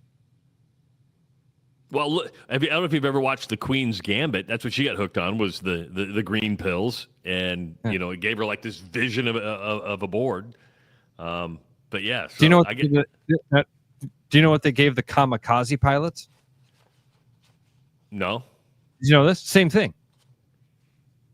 Same thing. You didn't know that? No. They pumped those kids full of drugs before they set them up there. I did not know that. Yeah. Wow. Hey, did you see Teddy Bridgewater signed with the Tampa Bay Bucks? And yesterday was the first time he's talked about his suspension from being a high school coach. And we didn't talk about this when it first came out. We had it on the rundown a number of times. Teddy Bridgewater still good enough to play in the NFL. Former first-round pick. Retired in 2023. He went to be a high school coach at his alma mater in a neighborhood that's not very good in Miami. Won a state title in Florida. That's a big deal. But he was suspended this year, Ross, because he provided Uber rides, some meals, and some post-game therapy to players who, A, can't afford it. Provided the Uber rides because he said, listen, the school's not in a safe neighborhood. If those kids are walking home, you don't know what's going to happen to them. It basically, he was saying, my heart was in the right place. I wasn't doing it as an extra benefit. I was trying to protect the kids, and the state says, oh, you're suspended for a year because you provided benefits that were not approved. So he goes, okay, I'm just going to go play in the NFL another year and wait till I can go back and coach again. Stupid rules, dude. Here's a guy trying to help. Here's a guy trying to help, has the means. But no. I'm the person that helps. I'm the helper guy here. And so you don't get to just come in and help unless I approve how you help these kids. Travis, this happens on a local level, and people don't know anything about it because it's not Teddy Bridgewater. I mean, hell, it's taken us 2 weeks to talk about this with Teddy Bridgewater. And that's because he finally talked about it yesterday and said, man, this is BS. I went and tried to help these kids. And trying to help them got me in trouble. That's the world that we live in right now, man. And again, this happens on a local level. This happens on... I can't even explain it, dude. I don't understand how is there nobody that has the discretion to say, hey guys, this is different. This is not the Catholic school coming in. This is not the school with all the money coming in and trying to recruit our players and steal our talent. This is a dude trying to help our kids, keep them safe. You know, one of our core tenets. Yeah, I promise you that if you went to East, if you went to North, hell, you probably went to Roosevelt, you could probably pick any school in the area. A coach at one time or another, and I'm making an assumption here, and if it's a big one, but I'm going to bet, if I had money to lay down, has helped an individual at one time or another, whether that was, hey, here's $5 for a meal, hey, you need to ride home, let me buy you an Uber, something. I guarantee a coach has done that. And instead, Travis, we talked about this with gambling, and instead of they have to say, hey, listen, I'm going to give you a place to stay. You can't tell anybody. Huh? I'm going to give you money for food. I'm going to give you a ride. You can't tell anybody. Because if the district finds out about it, I get in trouble for that. Dude, you would be... there's so many things I want to say. I can't say. The Des Moines Public School District has so many stupid rules about money. It's hard to get money to a school to help out an individual program because there's so many loopholes, and every school has luckily created their own little avenue and says, so if you call a school and you go, hey, I want to donate money, they'll go, cool. Here's how that has to happen. Call this foundation, call this group. Do not call Des Moines Public School District and say, hey, I got money I want to give you. I want to make sure it gets to that place. Bad idea. Bad idea. If you want to help an individual school, there are ways to do that. These stupid rules exist all over the place. This is not, I don't even know where Teddy Bridgewater is. It could be anywhere USA. He's in Miami. And these public and this is how the public school systems seem to work. Everywhere that I've been able to pay attention to, every time you hear a story about it, it's something like this. Dude tried to help kids be safe, get back and forth to practice. It's an impermissible benefit. Your football team might win more games if we let you do that, Teddy, because not every high school football coach is a millionaire. So that's unfair. Yeah, well, the kid may not make home alive if he's got to walk home in the neighborhood that he's got to drive. He may not eat tonight if I don't help him get some food. But I'm glad he addressed it. Again, he's signed with the Bucs. He'll kill his time before he can get back on the field in a year. Like, I think about this conversation. A public school in Miami had to suspend a coach who now goes to play in the NFL to serve his 1-year suspension. And what was he so guilty of? That he can't be around kids. Oh, man, that must have been horrible. They're not going to let him be around kids for a year? I mean, I'm overstating it by can't be around kids. Yeah. But all right, when we come back, Bruno's going to be joining us, all things Full Court Press, and I'm bringing up soccer with Bruno. I'm going to bring up soccer with Bruno. It may be a dangerous thing to do. And impermissible benefits, because Bruno, he helps kids out too. He does. He does. He helps people. It is the Rush Radio Show, powered by Willis Automotive. I'm loving these wooden nickels, Brian. Yeah, I suppose everyone is catching on. Just spend $20 to get a wooden nickel. It's 25. Collect 10 and add up the savings on your next purchase. Some of these are worth $5. That could be huge. I know, right? That's why you have to spend $20. It's 25. Collect 10. It's like money back to you. Spend 20, you get another wooden nickel. It's 25. Collect 10 and add up the savings. It's huge. Central City Liquors, home of the 10% cash coupon. And the wooden nickel program. It's huge. Hi, I'm Josh Romick, Service Manager at Willis Lexus. And I want to take a moment to share our smoking hot deals we got going on for the month of August. Right now we got a 20% discount on brake pads and rotors, and also a 50% discount on alignments with the purchase of 4 new tires. That's a $90 value. And don't forget to ask about our Lexus Tire Price Match Guarantee. Give us a call to schedule or visit us online at willislexus.com. Thank you for watching and stay cool.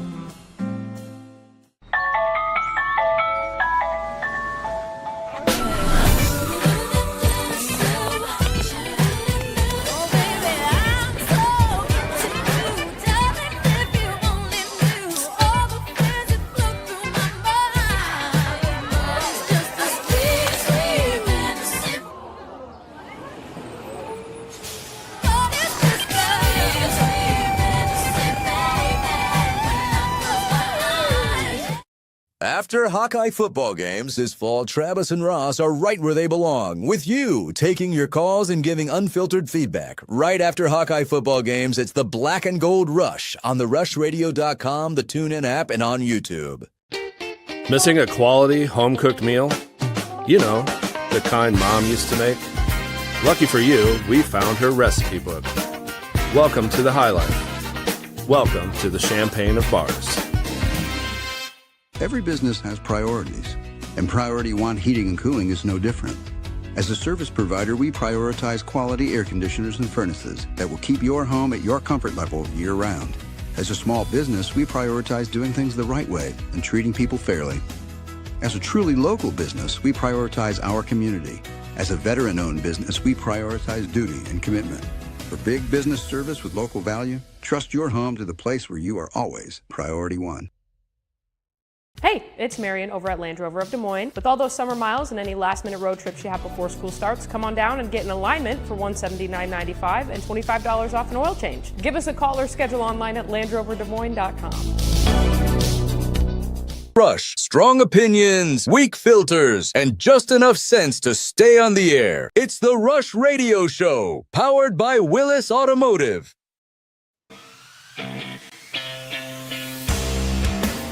Reminder to pump it up with Unleaded 88. It's grown by corn farmers right here in Iowa.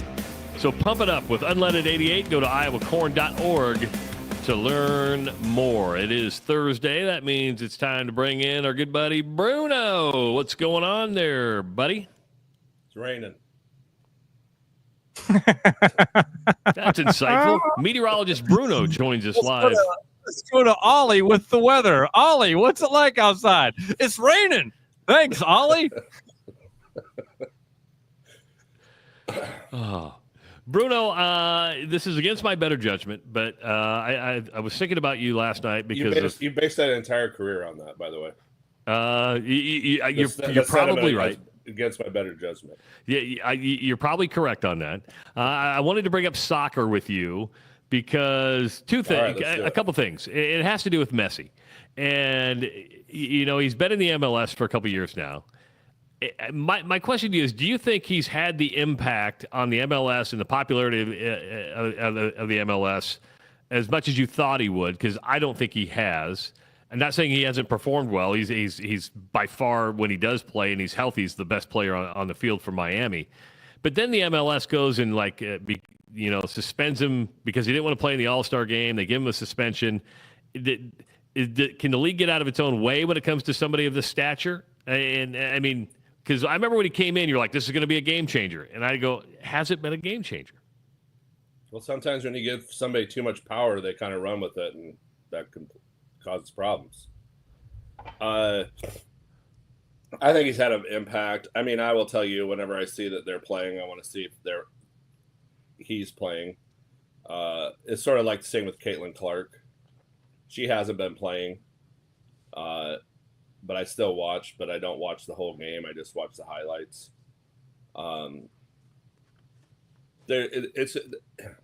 it's like everything. There's a slow. I think my daughter said something about how,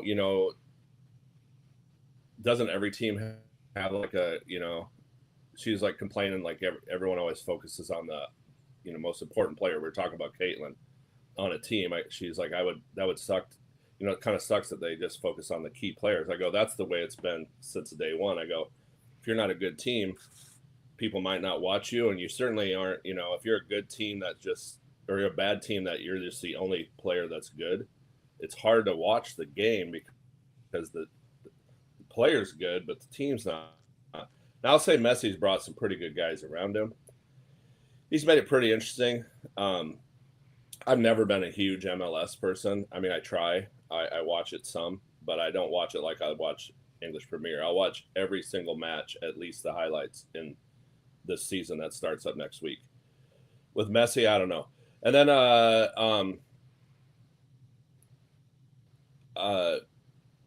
the striker, the Korean striker, South Korean striker from Tottenham is going to LAFC. That's a pretty big deal.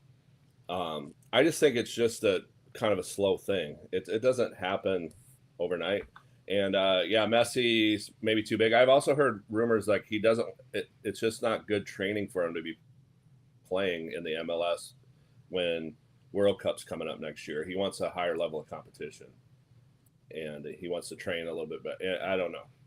Well, I mean, I think he has that Caitlin Clark effect. I mean, they won last night to get to the shootout round of the Unified Cup or something like that. But the headline is, with Messi sitting out, Miami still wins. So, I mean, it's like to get the click, you almost need to have his name in the headline.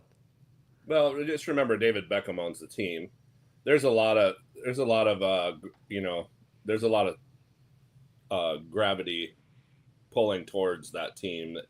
Suarez is still an amazing player. That's the team. I have no idea who that is. You just mentioned the two players I know. He's the guy.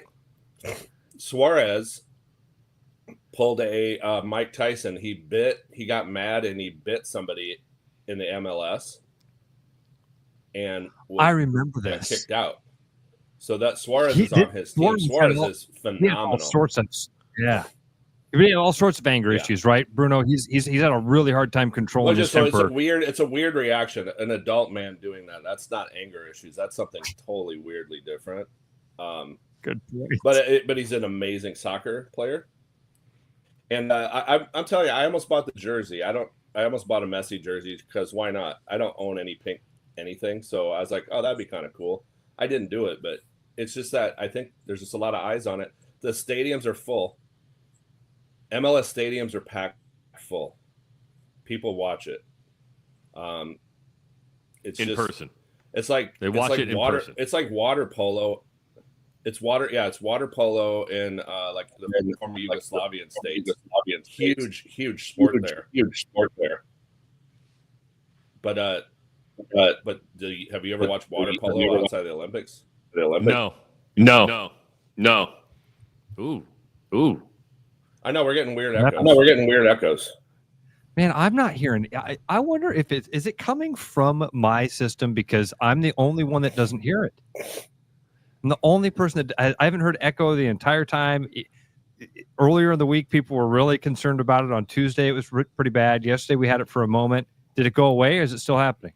Let me see. No, it's worse now. It's worse now. It's worse, yeah. And JT just said the echo is back. All right. How about Travis? I'm going to mute my microphone. You guys chat for a second. See if this changes. Does this change it, Bruno? Nope, not at all. Nope. Matter of fact, Ross, I could go out and say this is the worst it's been. Do you want to try to mute your stuff? Hello. All right, Bruno. So if Travis is muted, do you guys still hear the echo right now? Are you guys both hearing echo? No echo. Travis says no. No echo. And Bruno, you're not hearing the echo. It's got to be coming from Travis's mics. It's Travis's system somewhere. We'll work on it tomorrow. When we get there tomorrow morning, we'll put everything together and. We'll both be on the same thing tomorrow, so it'll be fine. I'll bring my stuff so we can hook up on this if we need to. Huh. Oh. Well, Charlie Echo. Echo. But yeah. Go ahead, Bruno. The soccer soccer next week discussion next week. on.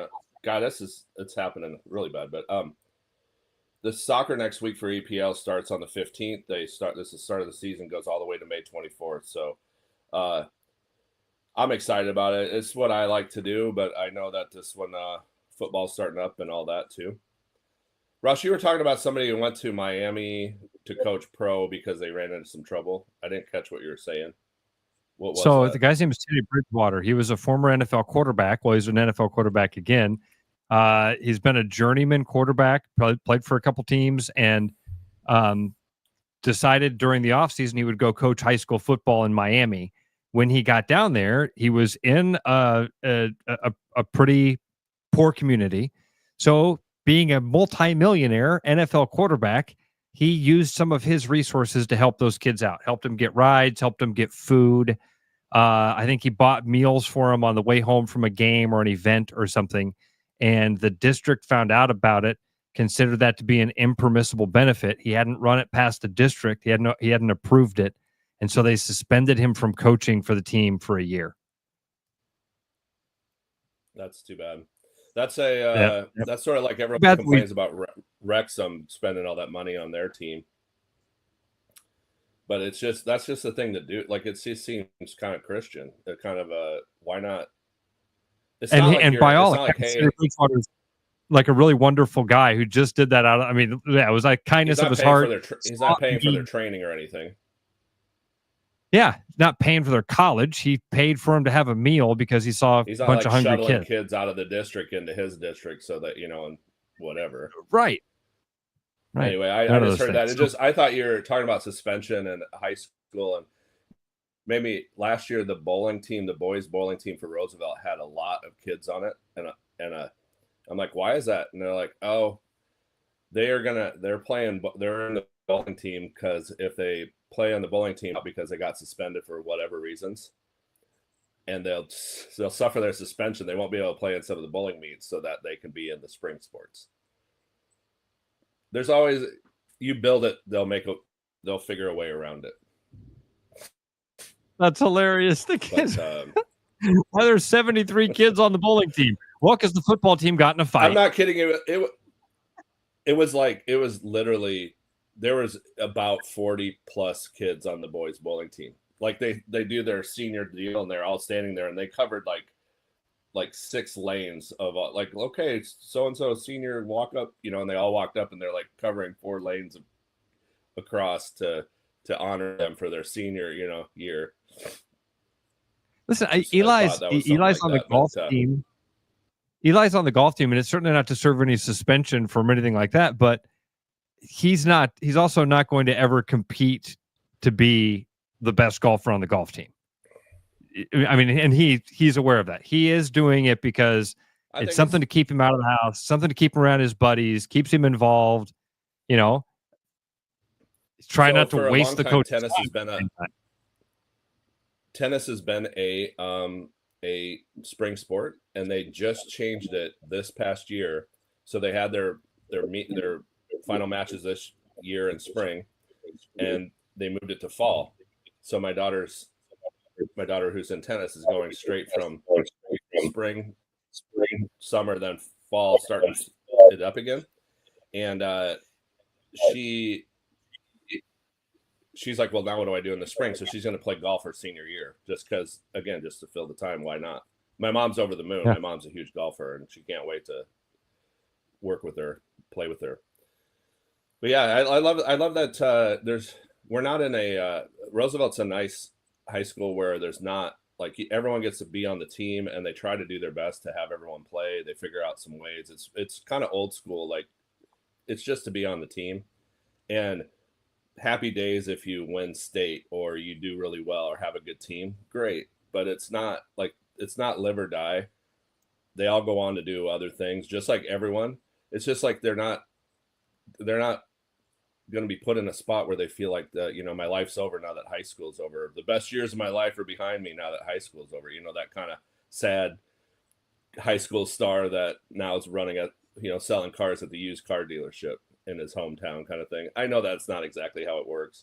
I know that kids go on to better things from team sports, and that's why it's important. But that's why it's important, not how, like, are they going to play? Are they going to play in the NBA? Are they going to play pro baseball and all that stuff? It's kind of funny how people think that they're gearing them up, and my kid's going to be ready for most pro people. sports. I don't think most people fall into that category. Very few people, I think, fall into that category. Most parents have the attitude that you do. Most parents have the attitude of, I want to get my kid involved and active and part of a team. Very few parents that I meet are actually like, my kid's going to be a Division I athlete. But man, when you talk to people about youth sports, they go, every youth sports parent thinks their kid's going to be a D1 athlete. No, they don't. There's a lot of them that do. They spend a lot of money for traveling all over. I'm like, whatever. I don't know. Yeah, to make memories and build camaraderie, and I see it, man. I see all the benefits of what people do. And they use their money in the way that they want to use their money, just like every other person does. And then other people stand around and go, I can't believe they spend their money the way they did that. Yeah, how dare they take their kids on a vacation with other people and go do something fun and enjoy their weekends? Yeah, they probably should have sat at home and watched a Netflix series like you all did, shouldn't they? No, it's okay. Most parents aren't spending that money for that reason. I want to talk business with you because... Oh, go ahead. No, yeah, go. I was going to say, I was... Today. Usually the technical difficulties come from my side, so... And even with Travis being muted, you can still hear the echo, Bruno? A little bit. Damn. I can't hear it anymore. It's good. Now it's gone. Go figure. It's gone. Austin says, Ross is anti-everything except the scam of travel sports. Oh, Austin, I get it. I just don't think every parent falls into that category of thinking that their kid is going to be nothing is everything. I'm just saying there is an underlying thread of that. Oh, yeah. And youth sports is about making money for the adults. I mean, there's a great one. I know that you had something here to say, but there's a great Louis C.K. where he's like, the whole dance class is a scam. And it's like, my daughter came to me after dance one day. She's like, Dad, I don't think I want to do dance. He's like, great, done. Dance is dead to us. He was like so happy he didn't have to do dance anymore. I mean, it's sort of that, like, the idea you have to travel 3 states away or even like all the way across the country because your team's playing over there. I mean, I think it's sort of neat, but geez, that's basically cutting out 6 to 10 years of a family's life. That's how they're going to spend their summers. And if that's what you choose as a family, yes, you're right. Do it. It just seems a little overdone. And sometimes you feel like you have to do it because your friends are doing it. And there's this kind of strange thing to it. That's all. Yeah. I've had a lot of girl dads tell me, be careful of the dance. They'll find out how much money you have in the account, and boy, it's amazing how they know. There's how many you have to buy, like 7 there's 7 costume changes. So like, oh yeah, that's kind of interesting. Well, you're gonna have to buy 7 costumes. Like, what? Oh, and you can't just make them or whatever. You're gonna go to the store that's in on it. You know. In on it. All right. So speaking of being in on it, all right, let's talk about some things regarding this week, because earlier this week I had dinner at the Iowa Tap Room. Talked to Tim for a minute. Place was absolutely packed. I thought the place was packed. And it was Tuesday night, and I said, hey, does this have anything to do with the fair? Or was it actually, it was, I'm sorry, I said it was Tuesday, and it was earlier. Does this have anything to do with the fair? Does it have anything to do with Hinterland? Why does it seem like it's so busy down here? And he said, first of all, this isn't any more busy than usual. In fact, kind of light. We normally have a little bit of a wait at the Iowa Tap Room. He said, but as far as the fair goes, it can be hit or miss. He says, we do have people. Iowa Tap Room, I think, probably falls into that category, Bruno, of when people are coming to town and they Google places to eat, Iowa Tap Room should pop up there. It's a fantastic meal. It's a great experience. Well, we also advertise on statewide, Beyond the Rush. We advertise so that when people are coming in from outside. We're worldwide. We're worldwide. Yeah. So you mean on a smaller level? Well, so, you know, when did they start doing the shuttle to the fair? That's I'm going to cut to the quick here. When did they start doing the shuttle? Because when I go to the fair, and I was smart, I pre-purchased my fair tickets yesterday because you could get them at a discount up until like yesterday. I've gone, 3 years in a row now. I park at the state capitol, I hop on a bus, and I take that over. So it's been going at least 3 years, maybe 4 years now to make it simple. Yeah. And where do you stay? Do you get a hotel room downtown, or do you? Normally, I don't even get a hotel room. We'll come over for the day and drive over. It's only a 2-hour drive home, so I rarely. Enough. Yeah. So if it's raining like today, if it's super hot, and if you're staying for multiple days, you're like, oh, it's raining. You know, like you go and it rains, starts raining at 3, and it looks like it's going to rain all night. It's like, let's go back into town and we'll go to one of those places downtown. We got our hotel room. Like the hotels are packed, they're full up, and if the weather isn't between 70 and 85. And sunny or not raining, we see a big hit of business, and we see it anyway. Some people are like, I'm tired of walking. I want to go sit down. Let's go. We'll maybe swim in the pool, and then let's go to that Iowa Tap Room, that Royal Mile, Hessen House, Bait Shop, all those places. They've been Fongs, all those places I've been hearing about. And we've actually, fair used to be a ghost town for us, and I think the shuttle did it. And then we got more and more hotels downtown. You know, thank you, Greg Edwards, and everyone that worked to bring that in. You know, Conley and all that.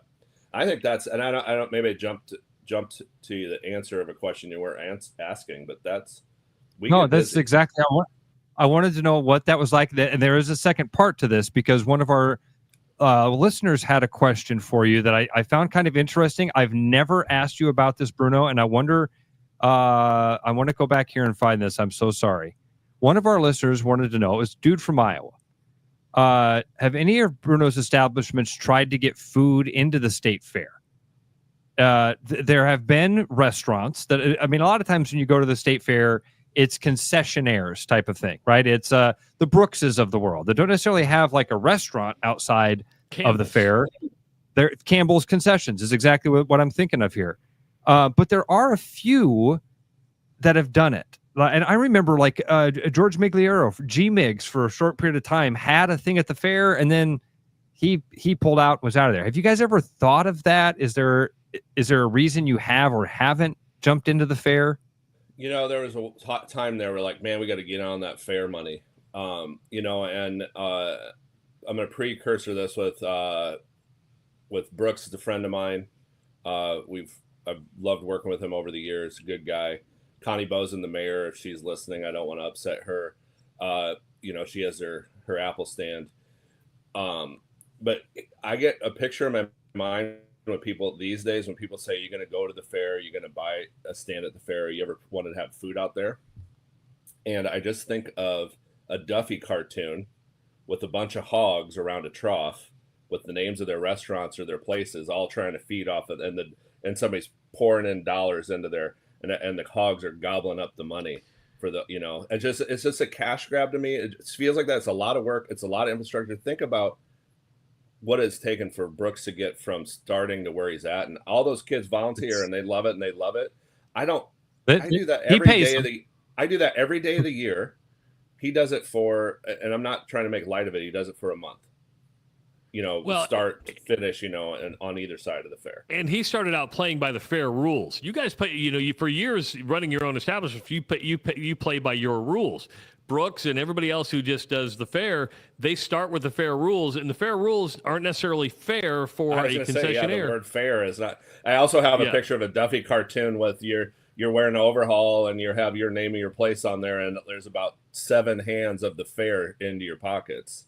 Yeah. You know? So I mean, and I understand what it takes to run the fair, and I'm not making fun of the fair. I'm just saying it takes a special someone to want to do it, and then I just think it's a lot of work for. It's just money, and if you're chasing money, and if money is if you need money, that's a great thing. If you're just trying to make more of it and you're getting greedy, or it's outside of your lane, like it would be for me. I mean, of course, it's hospitality. I get it, but it's a whole nother ballgame. I don't want to do that. That's too much strain on. I don't want to be the person in the tent for 2 weeks. It's just a lot of work. I'm comfortable. I'm happy. It's a lot of work, man. It's a lot. And when the weather's really good, then you get overrun. And when we had this big windstorm come through, I think some tents got destroyed that people were ready to go, and now they got to go in and buy new tents, and they just got to do all these things. And Mark Dahl, the owner of Dahl Distributing, sells a lot of beer out there. He still has to buy a pass to get in. It just seems odd to me. Like, well, it's just how it goes. It's just strange to me. And so, yeah, no, I've decided not to. Now, what I have done and stay in our own lane is every year we decided a little while back that we're going to do Funked during the fair. So every day of the fair, you can go to the bait shop and get really good, weird, wild, and sour beers. During the fair, we're rolling out new ones every day, 7th through the 17th. We've done doing that for a few years. And that's Funked. That's FUNK''D. I don't want to get in trouble, even though we can say whatever we want, but it's Funked. And it's always a good time. Truman's is doing a Crescenti pizza or Crescentini pizza. I think we changed the name. We don't want to upset the people, but they left the fair. We make something like that if you really like that. That was one of my favorite stands at the fair over by the big slide over by Brooks's place. Pickle wrap pizza.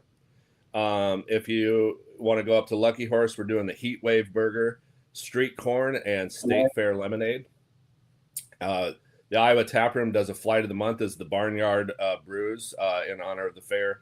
We've got Confluence, Farmer John, Back Pocket, Bubba, Fishbeck and Stevens, First Crust, and Single Speeds Tip the Cow. So we're doing all sorts of things that are kind of pointing towards the fair. We have a lot of fun with that. It's our take on it. So that's what, that's how we do it. And I've learned that staying in our own lane, doing things that are, it's sort of like us when we want to do an event. We used to do events, let's close the street, let's make it big. And they're like, the Little Giant, I think, started, we tried to close the whole street. Then it just went to our parking lot. Now it's just inside of our patio. We've reduced it back to, Funked used to be out, and we rented this or went out in the whole parking lot. Now we're back in the wall inside. We just do what we do every day, 365. That's what makes the most sense. But then we do fun things that are kind of a good thing to do at that time. Speaking of, we're doing a Cookies on Tap again. You can go cookiesanddrinks.com to RSVP. That's a pairing with Girl Scout cookies and beer. Always fun. And then, of course, live music at Truman's every weekend. This Friday is Dustin Baird and John West in the retrospect. Friday and Sunday. So anyway, lots Bruno. Of stuff, lots of fun. Sounds good right at the end of this segment. It does. All right, buddy. Have a good weekend. Perfect, buddy. Thanks, you buddy. Guys. Take care. Have a good one.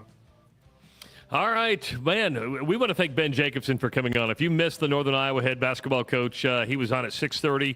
You can go back to therushradio.com and listen. Go to our YouTube channel and watch it. Good stuff from Ben Jacobson. Want to thank Bruno. Tomorrow, Scott Reister is going to be joining us at 7 o'clock to talk about Shot in the Dark. And we're going to be live at JR's South Fork Ranch starting at 6 a.m. 6:30. Matt Strawn from the Iowa Lottery is going to be joining us with a really, really, really cool opportunity for our listeners. So be paying attention tomorrow morning at 6:30. It is the Rush Radio Show powered by Willis Automotive. Body Armor. Real hydration with electrolytes. No artificial dyes and coconut water. Choose better. Body Armor. With over 260 beers on tap, El Bait Shop isn't just another craft beer bar. It's the best. Beer lovers know. El Bait Shop, 200 Southwest 2nd, Des Moines. There's a new spin on casual dining near Drake University. Lucky Horse Beer and Burgers. Craveable faves, flatbreads, delicious burgers, frozen cocktails, and a crazy cool vibe. Get to Lucky Horse Beer and Burgers today. Are you thinking about buying a home this year? Start by getting pre-approved with Gary Presnall at Northwest Bank in Des Moines to see how much you can qualify for and what loan programs meet your needs. Gary can get you pre-approved in 30 minutes or less with a pre-approval letter to you. Gary offers first-time home buyers programs, VA loans along with FHA, IFA, and conventional loans. Call Gary at 515-975-6767 or find his profile at nw.bank. Member FDIC, Equal Housing Lender. After Hawkeye football games this fall, Travis and Ross are right where they belong, with you, taking your calls and giving unfiltered feedback. Right after Hawkeye football games, it's the Black and Gold Rush on therushradio.com, the TuneIn app, and on YouTube. Hi, I'm Sean McFarland, Service Manager here at Mini of Des Moines. It's August, and while most of Iowa has shifted their attention to corn dogs and butter cows, us here at Mini of Des Moines are still focused on making sure your Mini is running properly and well maintained. Please give us a call or schedule your appointment online at miniofdesmoines.com. Bread is made from scratch, freshly baked with locally sourced ingredients and love. At Big Sky Bakery, we take great pride in our delicious products. We know you'll enjoy them almost as much as we enjoy baking. Looking for the perfect golf escape? Experience links-style golf right here in Ames at Coldwater Golf Links. With rolling fairways, large greens, and unique routing, it's golf the way it's meant to be played. Whether you're a seasoned pro or just starting out, you'll love our course's welcoming atmosphere and friendly staff. Grab your clubs, book a tee time, and make every round unforgettable. Coldwater Golf Links, where great golf leads to great memories. Visit coldwatergolf.com to book your round today. Back to the Rush. Strong opinions, weak filters, and just enough sense to stay on the air. It's the Rush Radio Show, powered by Willis Automotive.